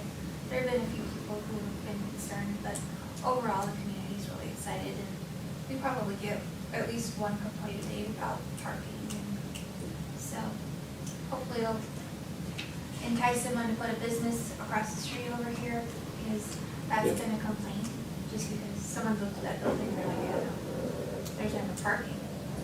People want to see my storefront, so I think it'll be good for the community and for us. I hope you guys will support us, and if someone comes to you in frustration, you can help explain the bottom line and how it would be best for us all. Please. Thank you, Melanie. Any questions or thoughts on the minutes or anything before we go? Real quick, what was the discussion on the Dodge State Pool? Oh, so we discussed, one of the troopers brought up a fact that maybe it could be possible to utilize the state pool, and they have Dodge vehicles. It's hard here to use a Dodge vehicle and then have it serviced, and like sometimes you'd have to have it transported to the nearest service provider outside of Lakeview. So it's not always feasible here, but in the future when we think about replacing those vehicles, we'll look into it and do a feasibility study and compare the state pool versus our regular curb humor processes. Maybe like Christmas Valley, since they got to transport them anyways. Right, yeah, that's what we were That might thinking. work. It might fit up north to do a Dodge Power Wagon instead of whatever we're using right now.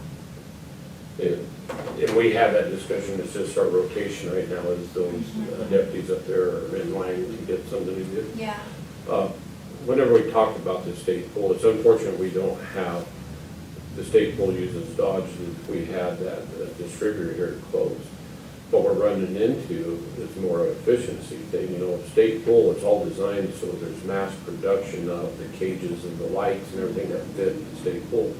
So we went from Fords to Chevys back and forth, and we're being delayed because they don't have bumpers designed for them yet. And you're buying cages that are designed for Ford, then for a Chevy. It becomes, for me, an efficiency thing. So whenever it becomes so costly to go from a Ford to a Chevy because we're trying to outfit them, it's costing us $30,000-$40,000 to outfit these rigs. When does it become more efficient to go back to the state pool and figure out a program to get them to service if they're designed for law enforcement like the state police and everything, and there's already prefab stuff that they just go into. So it's just one of those things as we evolve in our fleet program and everything, and we try to look at efficiencies, as Melanie says, you know, while we talked about them, we all said, we need research. So Take a look at the efficiencies. So like Rachel, Tom, and Jason, where are they at in the rotation as far as needing new vehicles? They're ways out. So Rachel and Jason are getting vehicles in the very imminent future. Okay. Tom's should be here in a couple of months, and so. Have those vehicles been purchased already? Okay, that's why I just wanted to confirm that those are two vehicles. that- Yeah, so we're good for a while, Yeah. but we're always looking for ways to be more efficient with taxpayer dollars and save money and.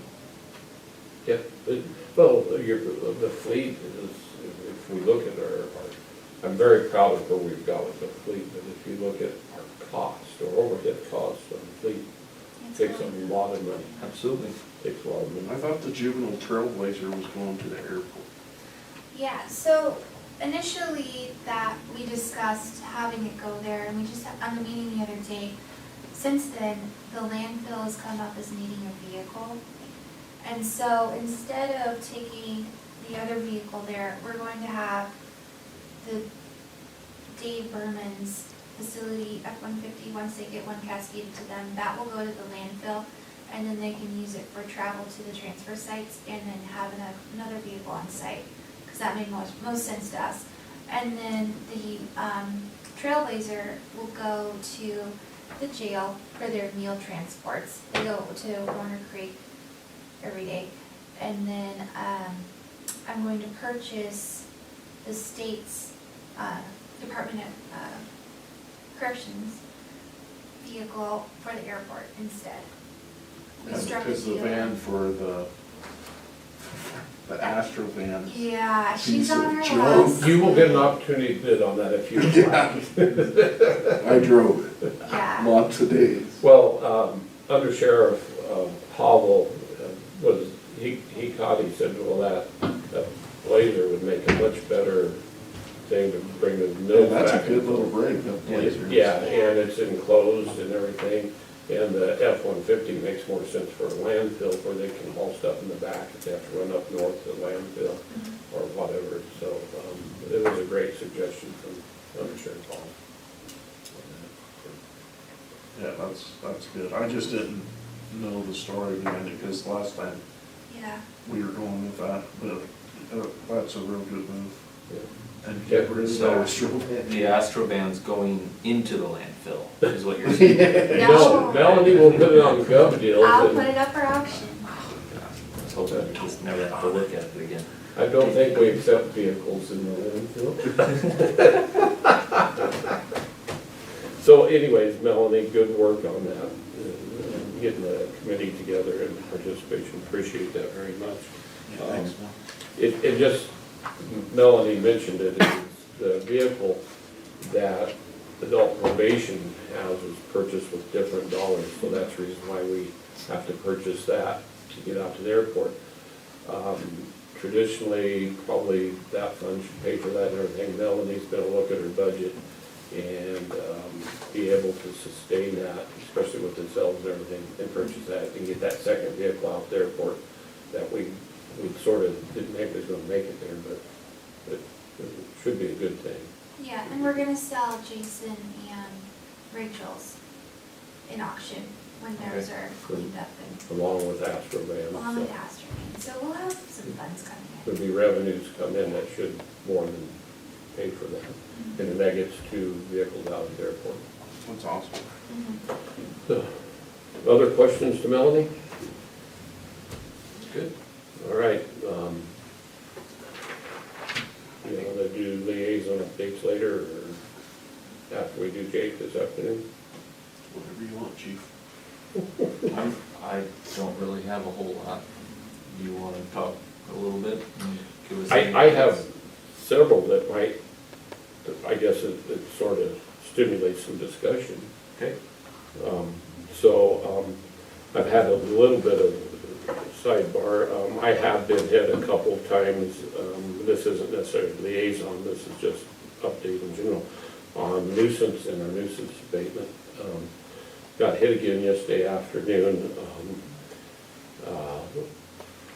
Whenever we redone our ordinance 3 or 4 years ago or whatever, we done really good work at the time, and within, we had a subcommittee, we presented to the Board of Commissioners, we had a hearing and redone our ordinance, and with that also there was impact budget-wise because we hired a person. Implemented that, things changed, that person left, and we put those duties upon the building department assistant director in there. Today, obviously, I still believe that we need a nuisance person. Our nuisance ordinance absolutely could be updated and looked at. So we continue to have quite a few complaints come in. We go through a process and we do send out letters. It's getting to the next level that we're struggling with a little bit. I'm going to recommend, and for Commissioner Albertson, he is the liaison to that, to re-energize the subcommittee, look at the nuisance ordinance, look at if we need to reinstate that person, and how do we get to another level than where we're at now. And I know that, Mark, you've even talked about this and everything, but I want to make sure that the consensus of the board was to help you if you want to take on that and do a subcommittee, or if you want to just tackle ordinance straight out, but I think I will, Should definitely do a subcommittee. yeah. And I'll get some members of the public and Jen and Darwin, Kenny Darwin Cooper. and Kenny on there. And then, so we can kind of start sifting through some of the tough ones. Because like we've talked about, there's a fine line between nuisance and public or private property rights. And we're gonna have to walk in that gray area some. So some of the things that whenever you get your committee together, I recommend for you to be as inclusive as you think necessary, but relatively small. I wanna have some pro nuisance people, and I wanna have some pro private property rights people. And then that way, we can kind of draw Stimulates lines. the discussion. Yeah. Just to share a little bit, we had our Brownsfield meeting last night and this topic came up. And I've got the ordinances on my desk actually that I was kind of going over, thinking about how we would ever go through it. But I think it's great if you want to put that together and talk it over with Kenny. One of the things that we talked about was safety, and where you have a building inspector come in and you're dealing with private property rights there. And when you're talking about public safety, that's a really good avenue to make sure that this is what we're looking at, this is what we're doing this for, is to make sure that we're considering the safety of the public. It's not so much to invade private property or to tell you what you can and can't do on your property, to try and push big government. It's the idea that we want to try to enforce safety measures, that we already do have ordinances there for that purpose. And Kenny's an excellent person for that because he's lived that side of the inspection Well, that world, that- try and Those are enforce codes that. and stuff that are governed by law. Correct, but going that They sort of avenue play of hand in safety, hand I with think, the yeah, if you have that as a mindset moving forward, I feel it helps clarify some of the thought processes behind it, to where the, folks on the private property side and the people on the nuisance side can really kind of come together and say, yeah, this is Yeah, something. there's we a wanna look difference at. between yard art and garbage, Yeah. being dumped and. So whenever you get your committee together, there'll be a lot of these discussions, different opinions.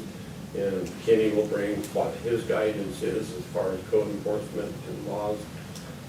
What we need as a board is a recommendation back on our ordinance, and then we can go through a hearing process. And if there's a recommendation for that department, or where it should be, how do we go to the next level? The way that we worked before was a good shot. It's not perfect.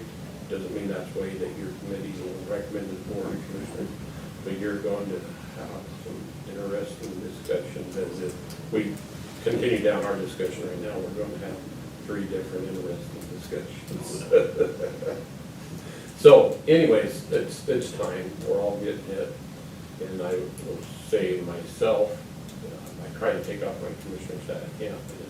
In my private side, there's a nuisance right next to the place that I own that is detrimental to my business. Yeah, I just drove by there yesterday to look at it. And this isn't self-serving, it is, everybody has the same complaints. Well, we're trying to beautify our county, and we have to have some buy-in from the public. And when you come into town from any direction, we can make improvements. Yeah. So I really like your idea of getting somebody that's sort of, I don't want to say radical, but very supportive of private property rights, to the person that is very much I don't want it to impact my property because of you allowing this to foster the discussions, come back, bring it back before. So I knew that me bringing some things up. Well, that's good. You said you had 2 things? No, I have several. Okay. I don't know if I updated you both. I made a trip to Portland here a week and a half ago. Representative Reski was able to get 2 sessions, or 20-minute sessions before Senator Johnson and Senator Steiner Hayward, myself, Toby, Jeff Mandernack, Larry Holzgang, and Representative Reski went to Portland. This is to lobby for the $3.5 million bonding for match go towards the Chrissy grant. We were received very well. It was well worth the time spent going there. Toby's putting together an action plan and different things that they've requested. That stimulated that we'll get another session with them during legislative days. So I'll be doing that during that time. So moving forward on that, they're co-chairs, so very much. The OTC, I believe you to know this, the OTC did on the consent agenda approve up to $20,000 for program manager, our project manager for the Chrissy grant. So I was able to help Halgard push that forward through there. So that will help as we're working on this Chrissy grant and others. The other thing is, yesterday, Mr. Johnson came and visited with me about Alkali Lake. And you both should have a letter on the inside underneath the door. The weekend would like to see a very, I guess, what would you say, laid out plan. You and others, so you guys should have a letter. I don't have a letter, but I have a scheduled meeting to meet with him and Barb on Friday in Christmas Alley. They could probably give you a letter at that time. So that's ongoing, and I know that's in your wheelhouse, James.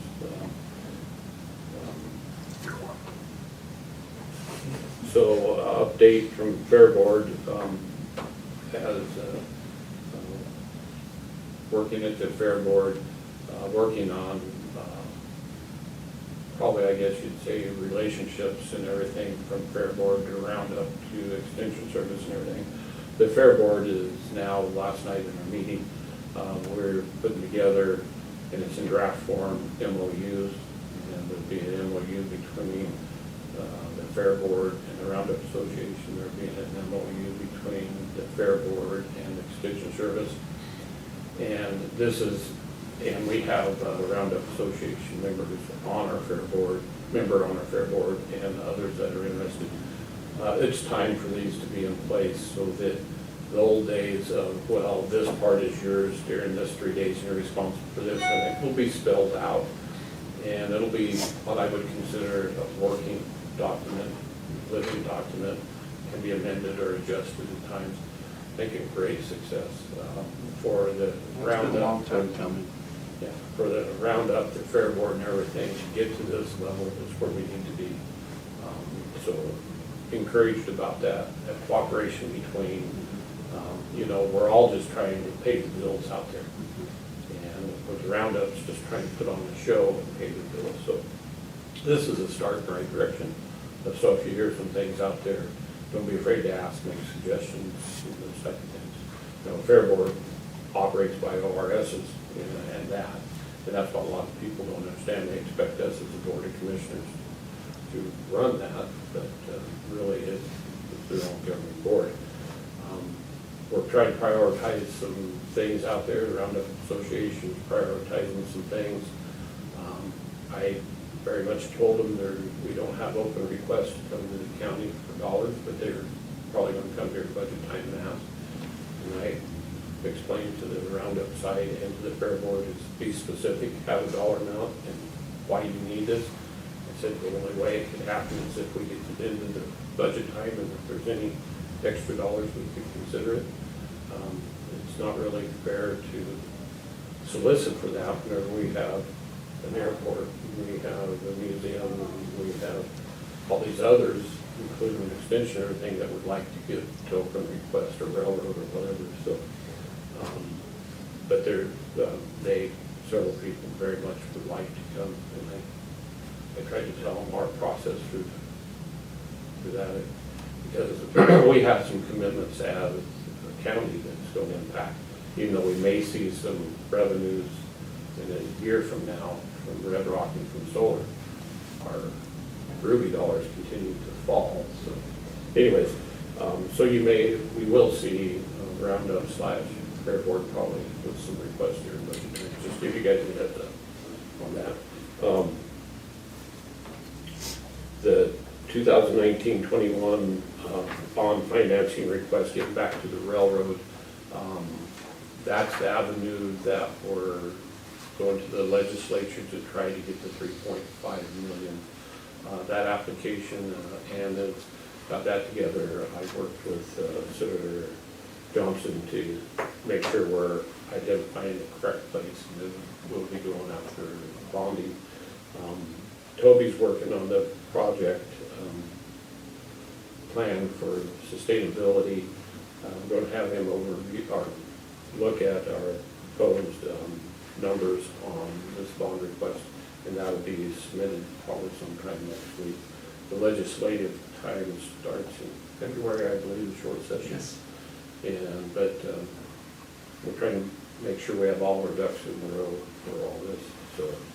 Are you, yeah, go ahead, sorry. No, I just wanted to make sure, you know, you guys know I'm putting a lot of time into that side of it, and I know you guys definitely ask questions of Ann and others, which is very much appropriate. Stay on top of anything that you can, ask any questions. This is a really good shot at this 3.5 million. Yep. I'm glad you're doing that, Brad.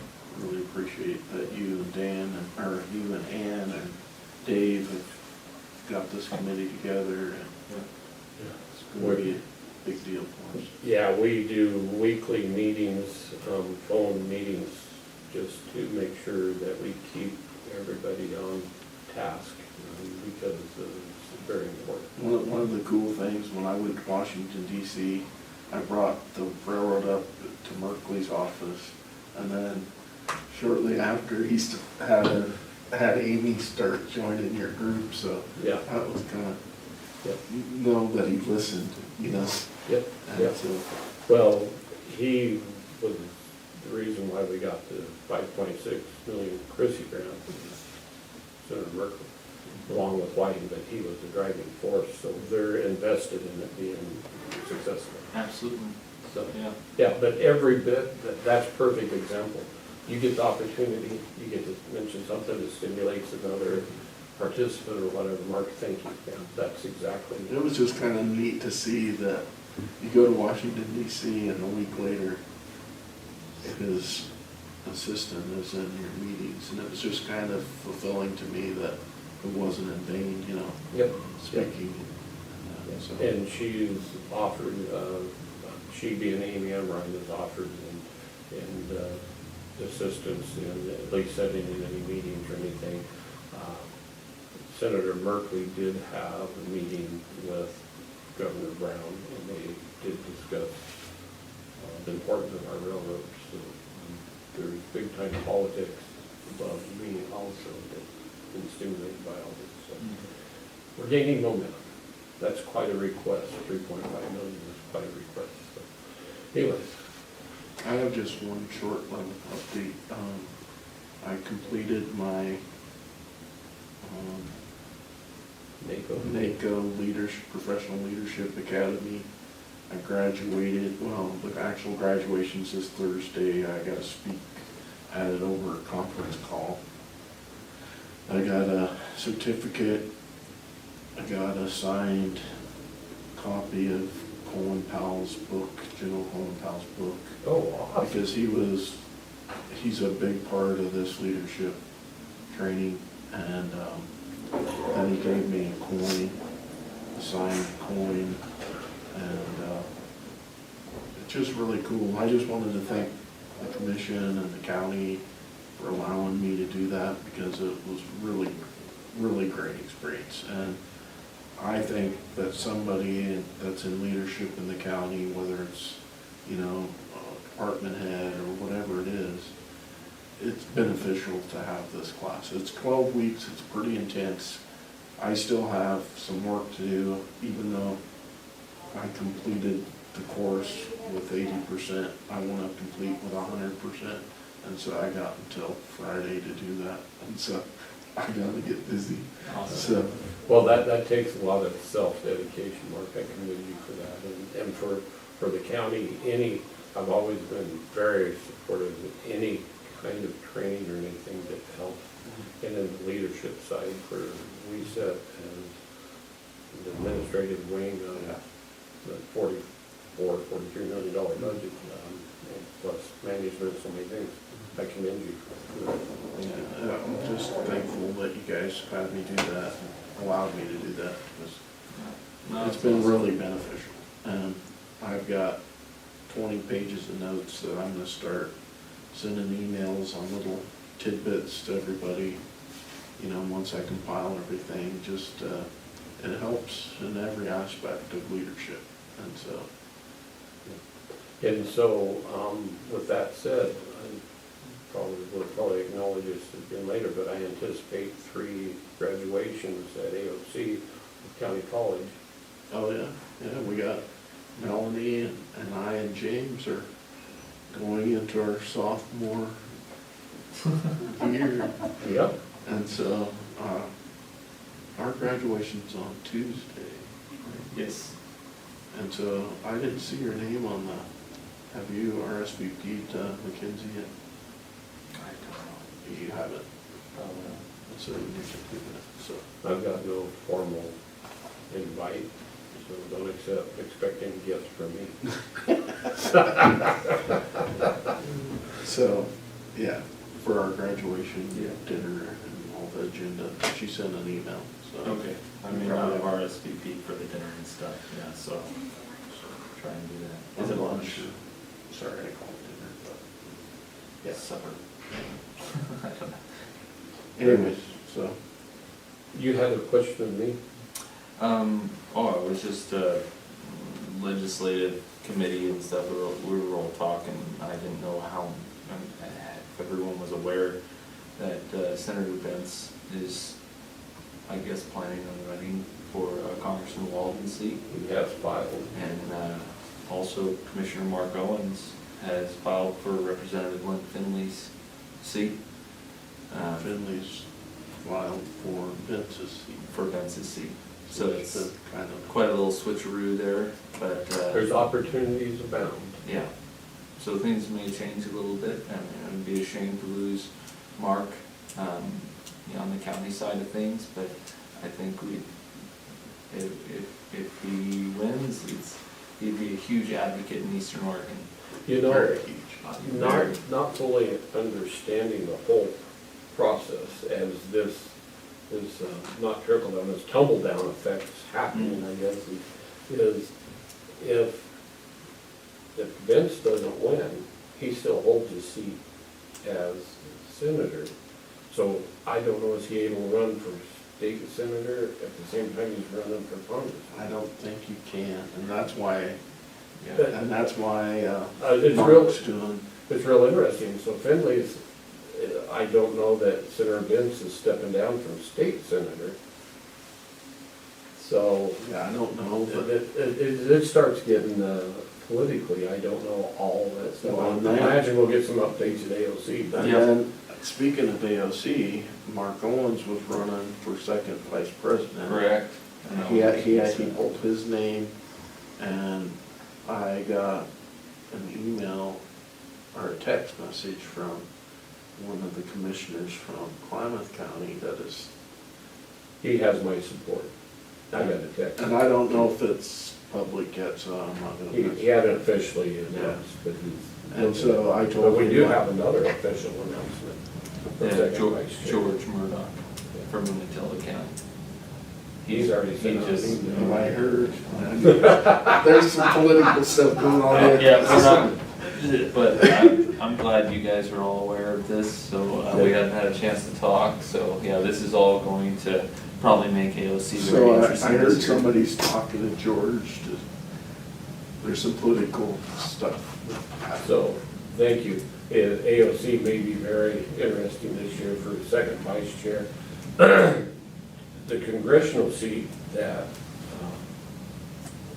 Congressman Walden has announced that he's not going for, our state Senator Dents has filed, is what I was told, for that position. There's also talk of previous Senator Jason Atkinson filing, Newt Bueller, and on the Republican side, somebody else, I believe, a potential that may run for that congressional seat. Plus, the Democrats will also run for that seat. So it might get quite interesting as the congressional seat comes open. Yeah, Well, Caitlin said it's gonna be a bloodbath on both sides. That sounds like Caitlin. Real quick off that topic, though, I want to make sure you guys were aware. I know the ODNW Commission was looking for candidates, and EOCO had 3 recommendations for that seat. None of them were taken. In fact, we had an individual here in Lake County who has now been appointed by the governor to take that seat on the ODFMW Wildlife Commission, Becky Hyde from Paisley. And if anyone would like to speak to her, she's originally from Klamath.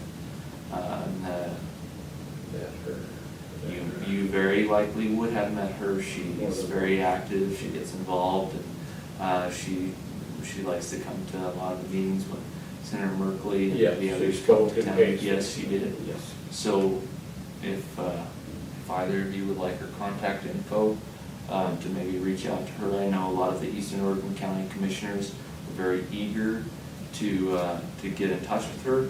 I got caught a little bit behind the track because on a call, I was not aware yet that she had been appointed, and they all wanted to know what I thought of her. I hadn't even known she put her name in. She had just done it like the week before. And you thought they were talking about? I thought that they were talking about Tom Sharp over in Harney County. And because I thought, well, he sounds like a good person to take that role, and figured that I was in support of him. So when they asked me what I thought about the individual, I said I think he's doing great, and I think he'll do just a fantastic job. And they said, oh no, it's a woman. I said, well, who's that? And it was I love that. so Becky said that she's more than welcome, more than willing to talk to whoever would like to call her up and just kind of get her idea and her views on some things. It's not necessary, but I would love to have her contact information. Absolutely. Because of, in my world of hunting and fishing, I have a lot of frustrations. And I believe that the commission itself has made some decisions that haven't followed some of the traditional recommendations from the hunting and fishing. I would recommend then speaking to her and letting her kind of tell her story. When I spoke to her, we had a really great conversation, went on for about a half hour. She asked me what my thoughts were on things, and I said, well, I'm actually more curious on hearing what your thoughts are on things when you put your name in that. Good question. And so we just we talked about wolves, we talked about ranching, grazing, we talked about everything. All the hot topics that And you said her didn't shy husband's away. a rancher. Her husband's actually a veterinarian, and a big ranching family, the Hyde family, they're from Paisley area. So they're originally from Klamath. She's super nice. She's a really nice lady. I think you guys will have a great conversation. I passed on her information. She was in Alaska this last week. So how about She's this? back home. Is there a chance to give her some time in our Paisley meeting in December to come? Absolutely. That'd be awesome. Some talk to us, educate her a little bit. Absolutely. And I think that would be great, build a relationship, give her a chance to sort of, they'll put out there her interest in being part of the commission. Could you or Melanie get a hold of her and ask her if she'd like? Absolutely, I can some send time? her a text now. I think that would be a great, Great. great, very good, that's good, good. Yeah, well, we got someone from Lake County, and I was looking for heaven knows how long for someone from Lake County that might be interested in taking a seat on that commission, and I couldn't find anyone that even had an interest in it. And all of a sudden, Becky just threw her name in the ring, and that's pretty cool. So, yeah. We'll hold her feet to the fire. Very good. All right. So we do need to get a lunch break. We do. We need to get out of here because I'm sorry. No, that's a good conversation, but I'm looking at our administrative James assistant. weighed as much as I did when this meeting started. So That's how hungry he is. we'll take a recess until 3:30, and if there's other liaison or other things to bring forward, we'll do that. Back into session. Our first item on our agenda, 3:30, is class contract, consider action. Jake, come on up. And please silence or shut off your cell phone, Class please. contract. Okay, so, what was this thing on?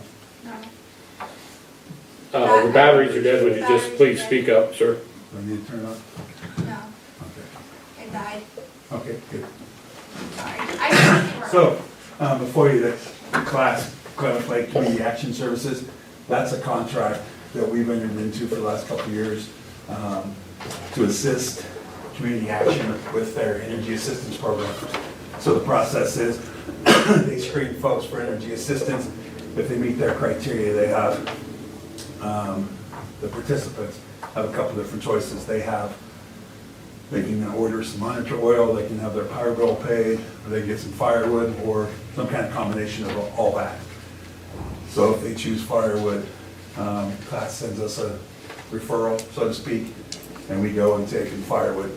Historically, class has paid us for that. We don't get rich off that by any means, and we try and fill up our trailer, and trailer's 2.5, almost 3/4 wood, and take that to them.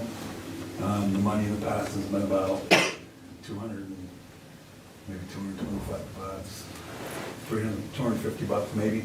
And what we do with that just goes back into our community service work program for wear and tear on our van, for tires, for our trailer, wear and tear on our trailer, our sideboards, fuel, that kind of stuff. But we also chop that pot in half and give half to the prison. And that's because they have wear and tear on their machines as well, their trailers, their vans, their chainsaws, their equipment. So, it's proven to be a successful relationship. There were some kinks in it last year because of consistent turnover. But I've met with Max, he's the gentleman that's in charge of this program now. And he seems to think it's going to be pretty steady moving forward. So we've worked out some of the issues we had on our side, and we'll see how it goes moving forward. Thank you. So, Jake, you weren't here at our earlier meeting. We just accepted the program action plan on the PM Advance.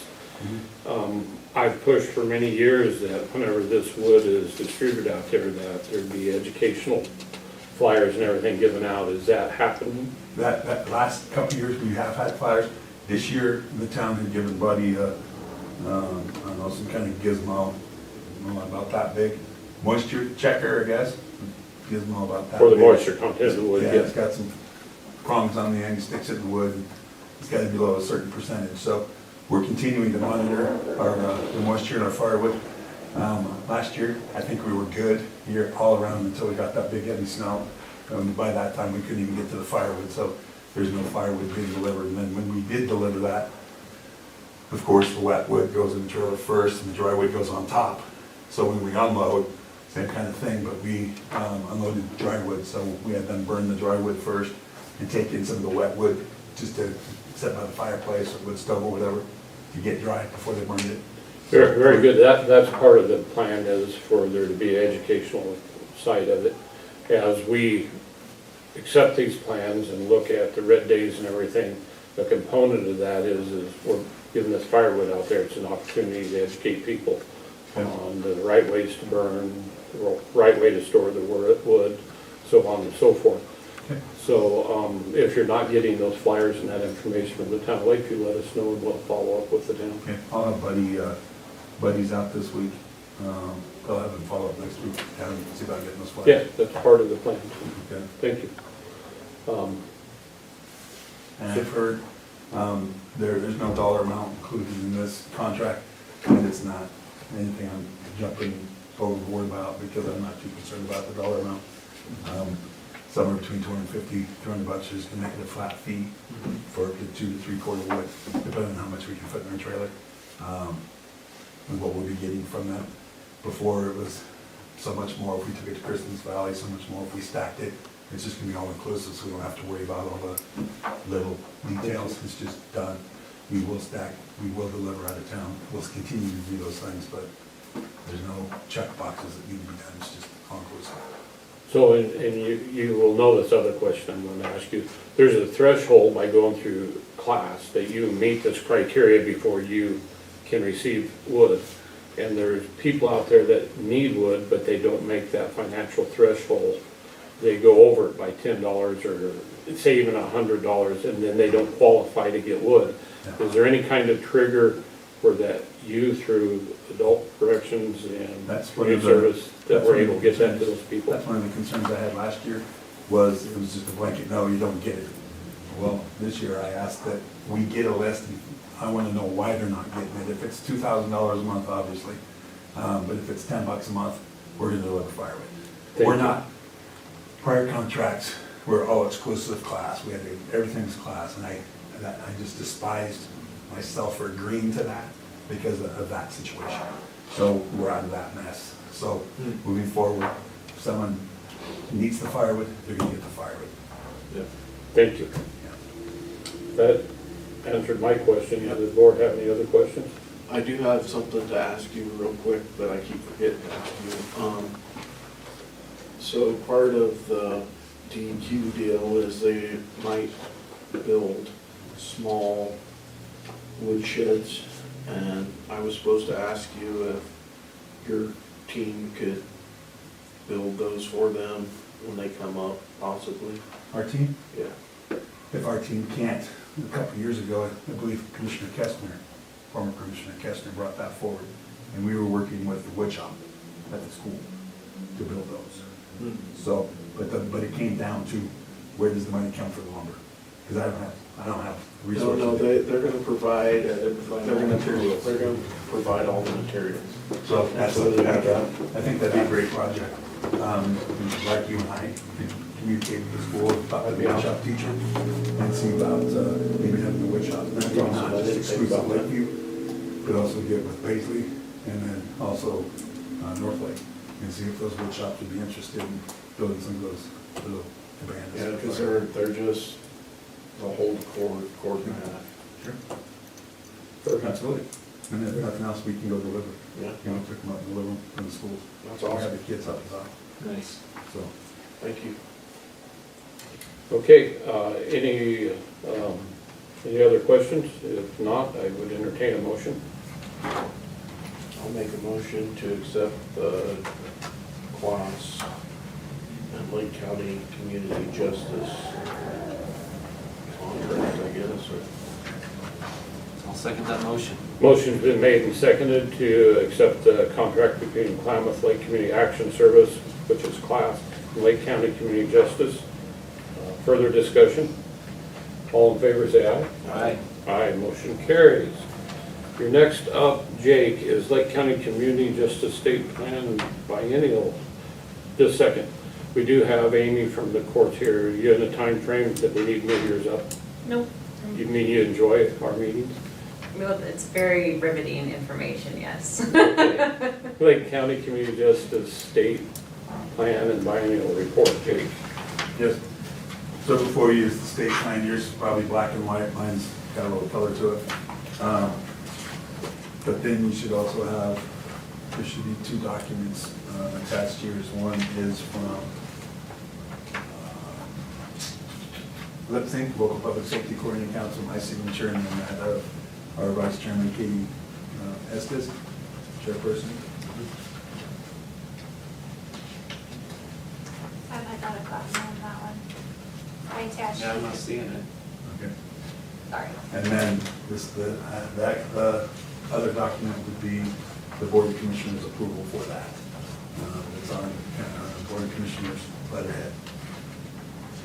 So, The one with Jeremiah, what's that? the one with Jeremiah. Yeah, that's addressed to Jeremiah, saying you guys, the Board of Commissioners approved it.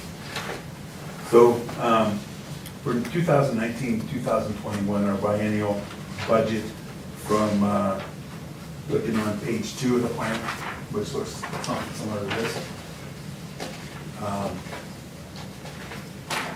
Our grant and aid money is $882,167 for 2 years. Our inmate welfare relief subsidy is $2,500. I'm not gonna go through every line item unless you'd like me to, but our total number that we have for our budget for 2 years is $2,143,624. Through that, it takes into account all the different programs that we have to offer as far as administration and management. That's just not my cost, administration and management. That is me providing fiscal and program management of the employees and providing them a place to do their services and sanctions and supervision. So it's all things office, copier, pens, pencils, my share of transport, my salary. Victoria is my office administrative assistant, her salary. Trainings, our county, our fleet, for our administrative cost to the county, all that figures up into that. So that cost is there. Community service work crew, which is the next one, that's Buddy's, that'd be Buddy's salary. The cost of everything down at the building there, as far as taxes, water, sewer, insurance, our tools, our repairs for our tools,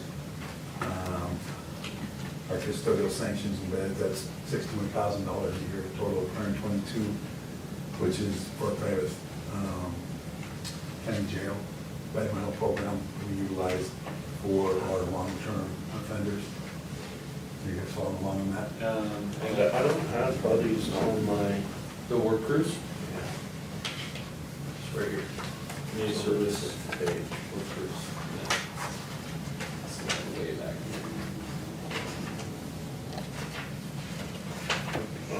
Next one. Yep. I got you guys on the page, sorry. You good? And then we have the following, the next page there is our sanction beds, which is $122,000 for 2 years. Then our domestic violence intervention program, which is an MOU that we have drafted they came through an RFP process for Tara Jones Family Counseling Solutions. That's $10,000 a year times 2 for our polygraphs. It's about $3,800 a year for polygraphs for domestic violence folks, and that's just indigent, we pay, we get reimbursed. Electronic home detention monitoring is $10,000 a year, and that's not only our ankle bracelets, so we can track our folks, but it's also our alcohol monitoring bracelets, so we can monitor alcohol use. Residential treatment is $10,000 for 2 years. We do have those folks that are, when they're in jail long enough, their Oregon health plan gets cut off. We find them a residential bed placement. They don't have medical insurance to take them right now. We foot the bill until their insurance, we guarantee we're gonna pay this until their insurance kicks in, and generally speaking, their insurance will go retro to the day they enter treatment. Because they're out of custody, so they can go retro back, but we have to have money to pay. We haven't had to worry about that, but it's always nice to have the money there in case we do need to expect it. The next one would be sex offender intervention, which is also sex offender therapy, paid again up through the RFP process. is $10,000 a year for a total of 20. Following that is also our sex offender polygraph examination. Same thing. We pay, if they're indigent, we pay, they reimburse us, we bill them, we get the money back. Transition services is our subsidy program. And that's for about $15,000 for 2 years, $7,500 for 2 years. And that's for, still currently, we utilize one of our hotels here in town. Everybody's guaranteed a week, depending on the time of year and the weather, and the employment outlook. We'll give them the second week, and generally by then they have a place to land and they've secured employment. That's one thing we really push. Not only do my POs push that, but we also send them downstairs to our resource center. And then our MRT cognitive behavioral therapy, that's through Measure 57 and that goes to the Wellness and Recovery Center. And they conduct our MRT, which is more awake initiative therapy, cognitive behavioral therapy. And then after that is our field services and supervision, so that's all things supervision, so that's the cost of the POs, their vehicle maintenance, their share of training, their share of ammunition, their ballistic vests if they need them, their whatever that costs me to provide supervision. Not of my staff, but for them to provide supervision of their clients. That goes into that pot. So your carryover dollars are listed on this one, or are they listed on that one? Well, we had about $672,000 carryover, so I have to show, if you look on this last page, so the 2 or 3 pages later, it looks something similar to this. I have to outline what all these extra fees are. So our grant and aid is $882.67. Release subsidies $22.51, and then other fees. That's the other fees will come is our carryover dollars, which is about $672,000 this year.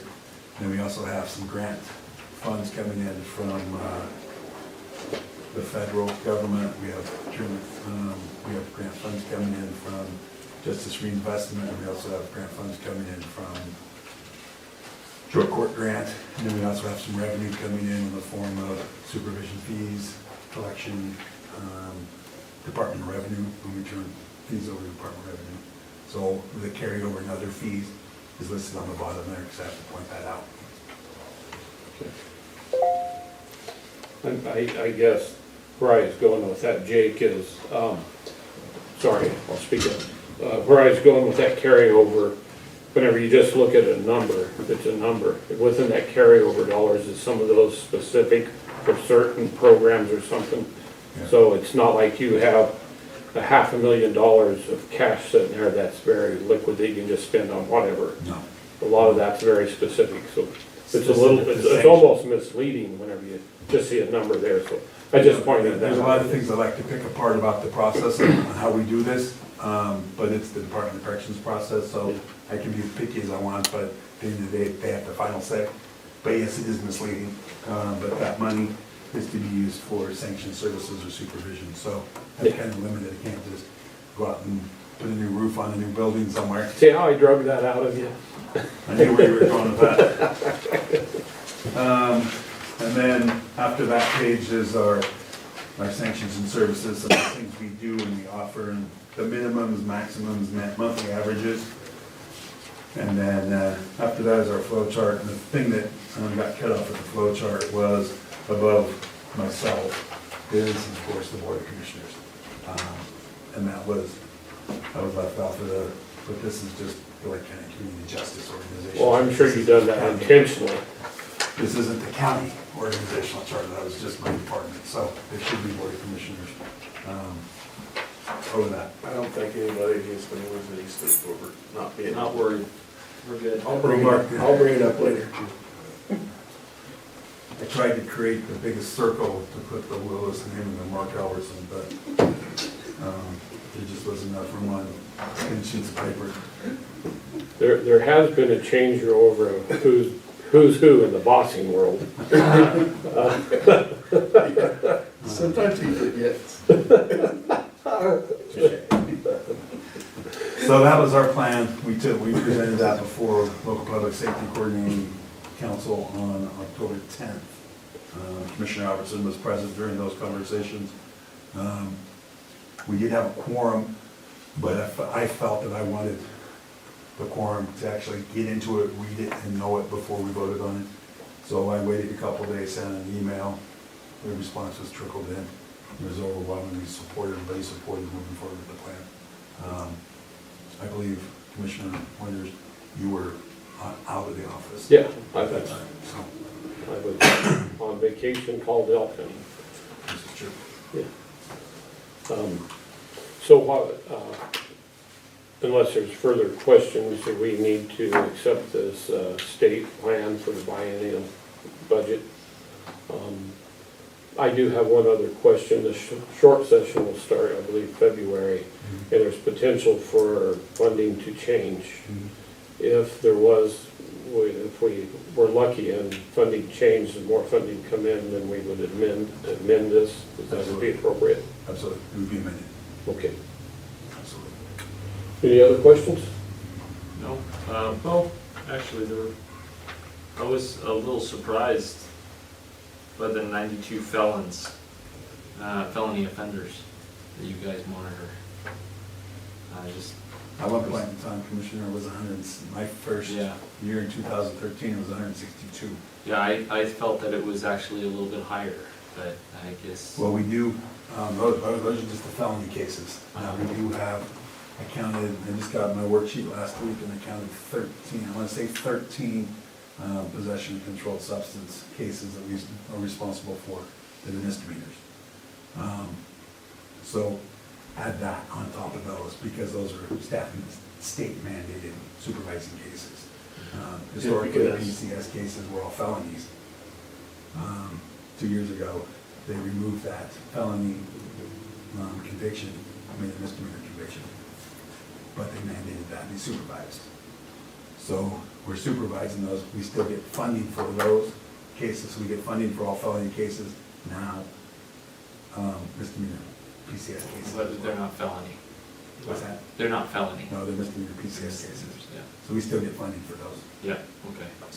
When Governor Brown changed it, so possession's not Yeah. felony. And there was a lot of big associations, believe it or not, that supported that. The state, Oregon State Chief of Police Association supported that change, and so did the Sheriff's Association. No, that's fine. I'm not going to speak for Sheriff Taylor, because I believe he did not support it, but State Sheriff's Office, the State Sheriff's Association supported that. Yeah.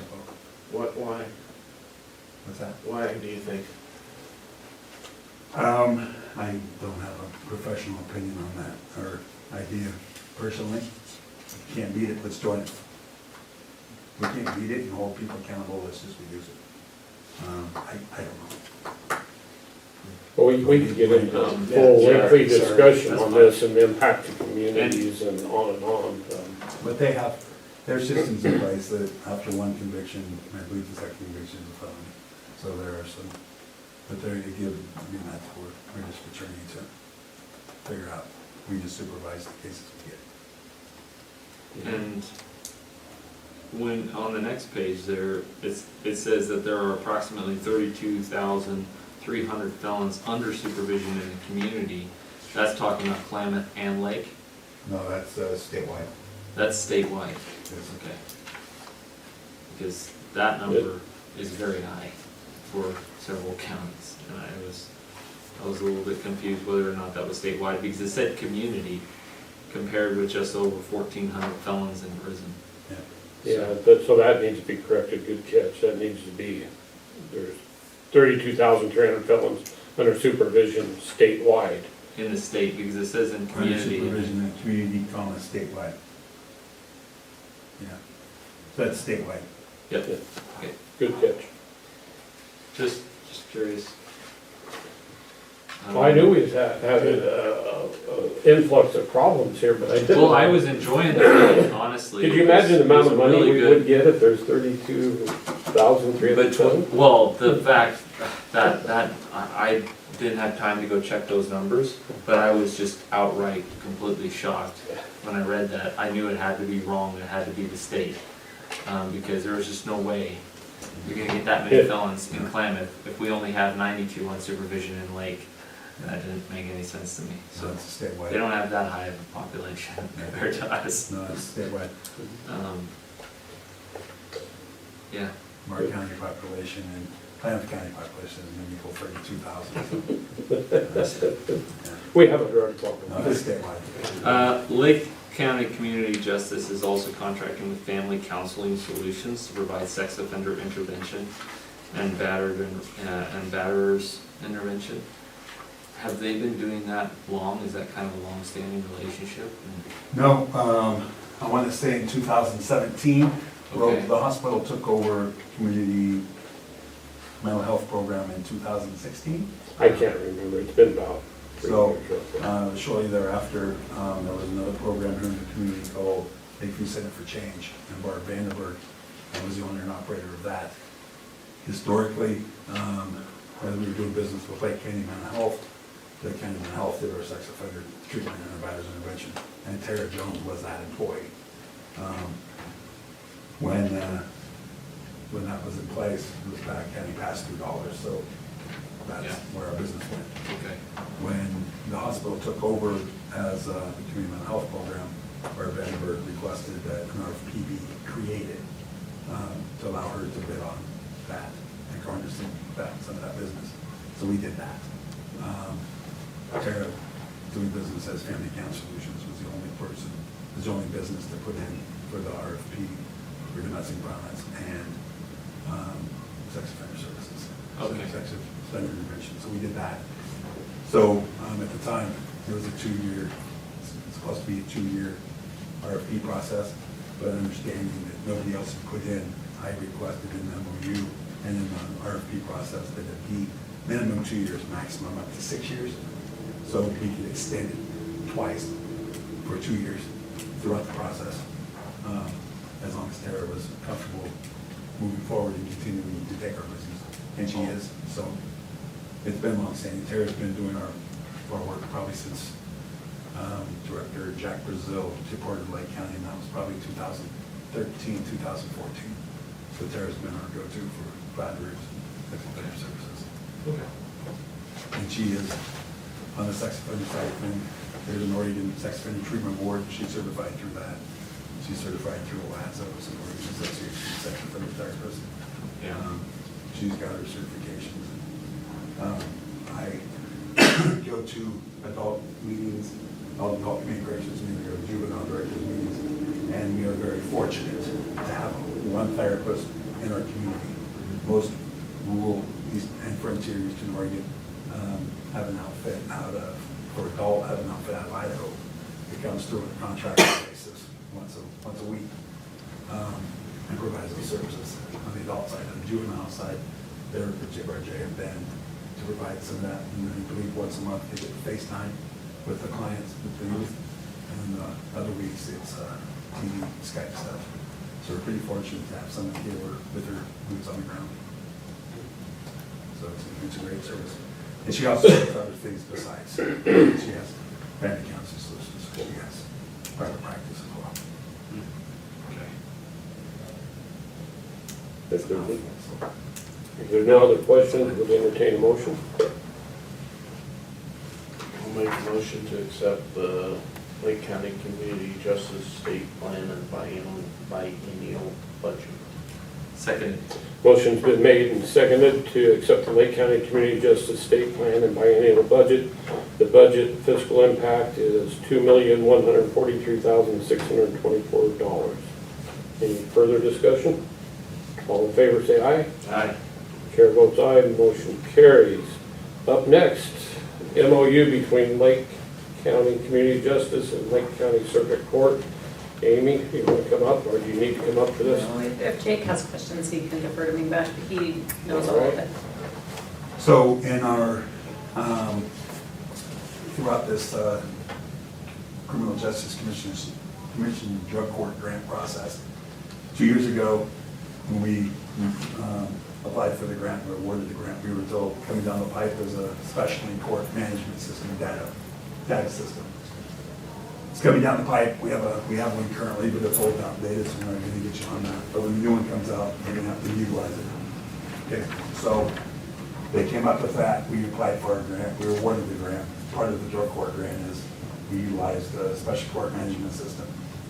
In order to utilize the special court management system, we have to have a partner on our team who is a Oregon Judicial Department employee, who's upstairs in the courts. So John Powell, Ms. Kinsley, and myself, we sat down and they identified Deanna. Deanna Murphy as our go-to person for that. So prior to this grant, Deanna was working 3 days a week, part-time. What this grant does is, in the grant process, the way it was written up, was for an additional 8 hours of her time to focus on special court management system, because the courts trigger the data entry into that. And then we have my staff input in data. We have the wellness center, recovery center, therapist input in data. The judge can look at it, the DA can look at it. So it's all viewable and all workable. But the kicker behind it was we needed to have OJD employee. So we wrote the grant for 8 hours a month, or 8 hours a week for 2 years. So Deanna will work that extra 8 hours and get paid for it. The circuit court will invoice us once a month or once every 3 months. Quarterly. Quarterly. They'll invoice us quarterly, and then we'll just do our AP and cut it out of that line item that we've created. And it's also understood that if that grant goes away, that, and that's the true cost of her 8 hours for 2 years, so I believe it's 43,000 or something. That's for 8 hours a week, 32 hours a month. 49,757. Yes. Yeah, those numbers aren't jiving in my head. I'm trying to hear, there has to be other besides just wages in that It's 49,000. benefits and wages, the true cost of that position, for the retirement, the benefits, the, Yeah, this says that it's fully loaded, it's $32.68 an hour. That's including fully loaded. So 32. So it should be 13,594.88 annually. So then that times 2, it would be 27,200 almost, is what it should be for Annually? for 2 years. 27 It's a biennium. for 2 years. It's a biennium. So that's per week, so 52 weeks. And then multiply that times 2. I guess I'm brain dead on numbers because it sure doesn't show. What did you get? What's that? What number did you get? Well, if you take $32.68 an hour times 8, and then you take that number times by 52 weeks, 52 weeks in a year, I come up with $13,594 a year. 88 cents. And then you should times that by 2, and that would be the total cost, which is right under. That's 26,000, but this says 49,757. $47,189.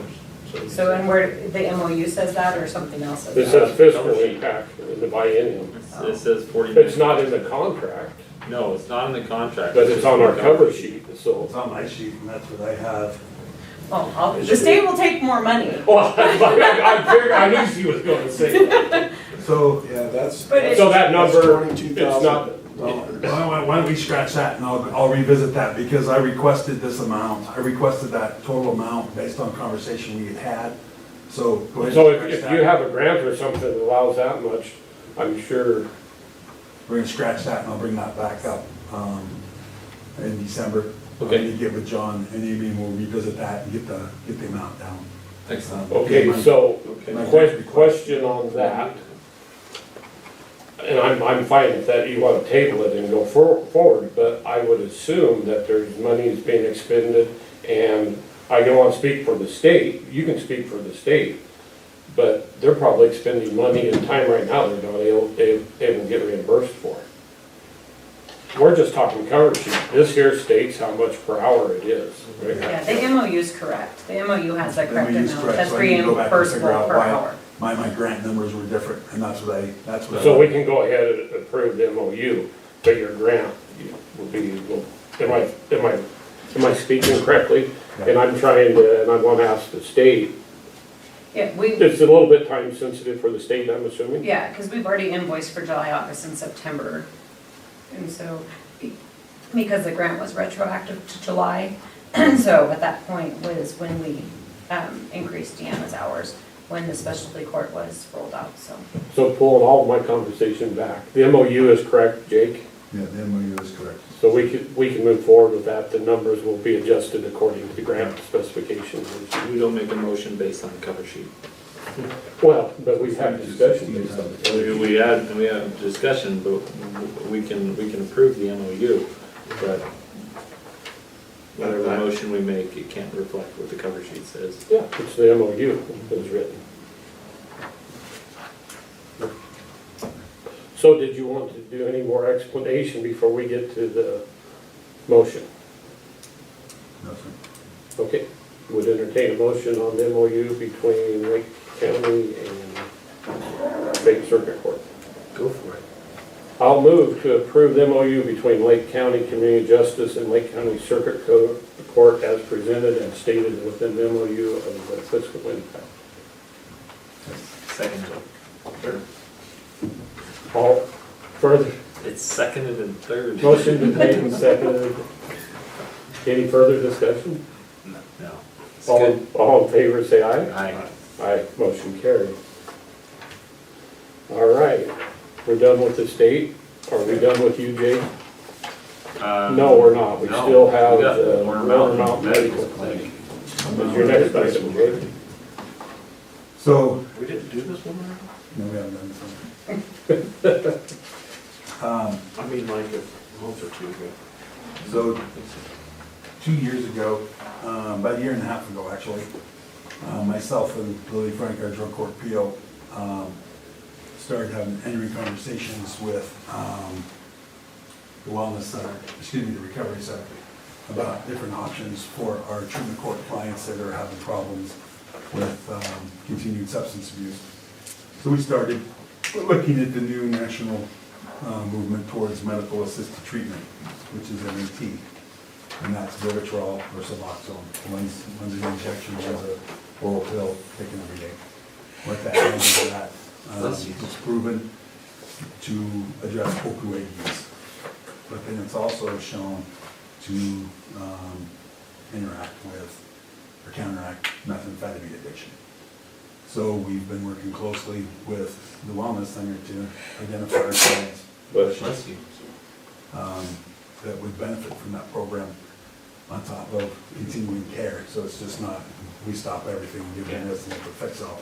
It's continuing care.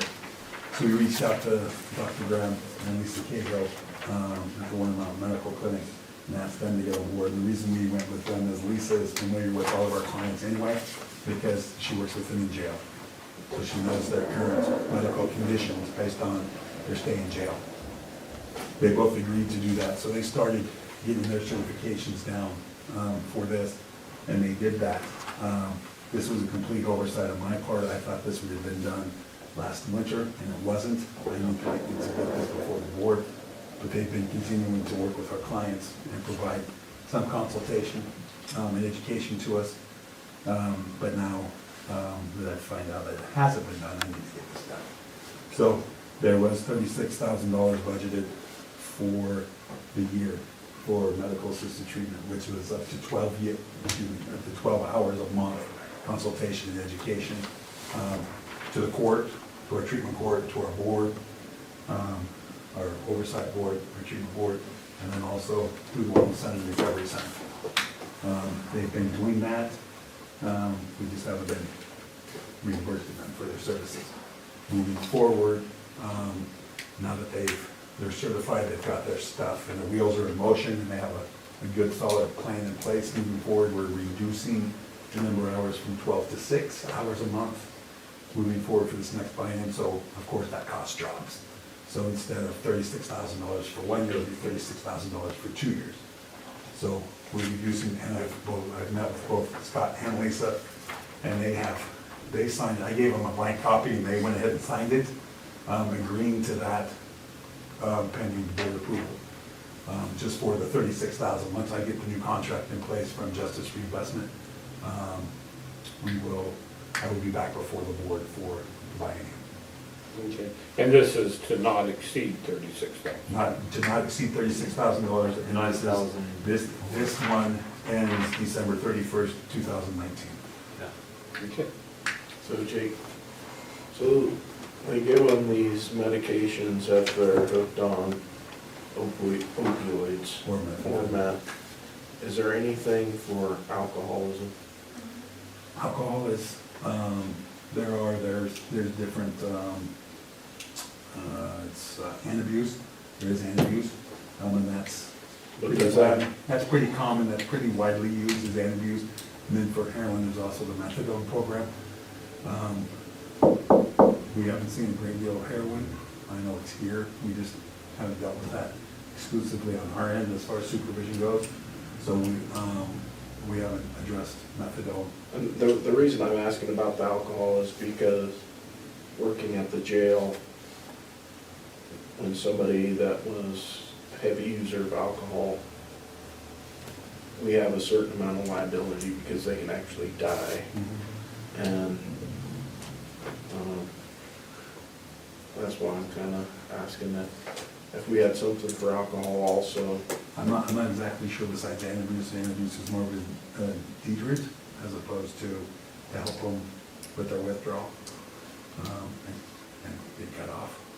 So I don't have an answer for you on that one. That's not how the jail works, but that's something Paul, Sergeant Goldberg or BCKO. See how they respond to that. They have an answer for you on that one. Okay, I'd entertain a motion.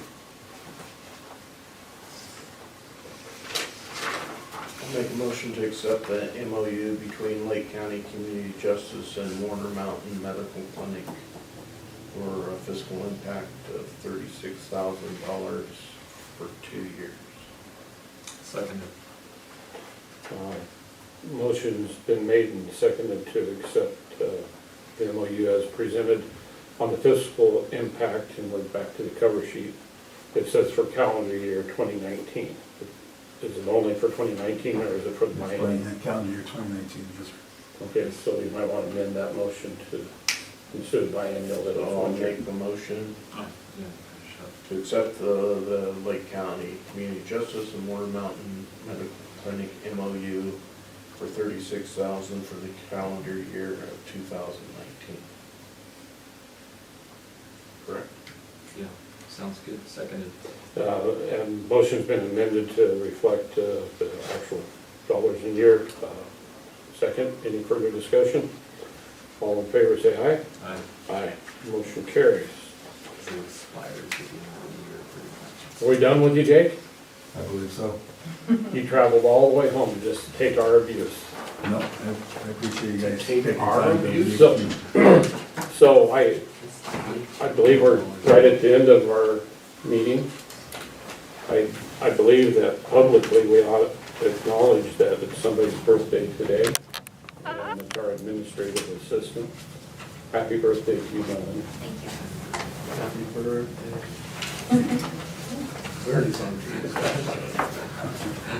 There's nothing further to come before the board. We will adjourn at 12 minutes after 4.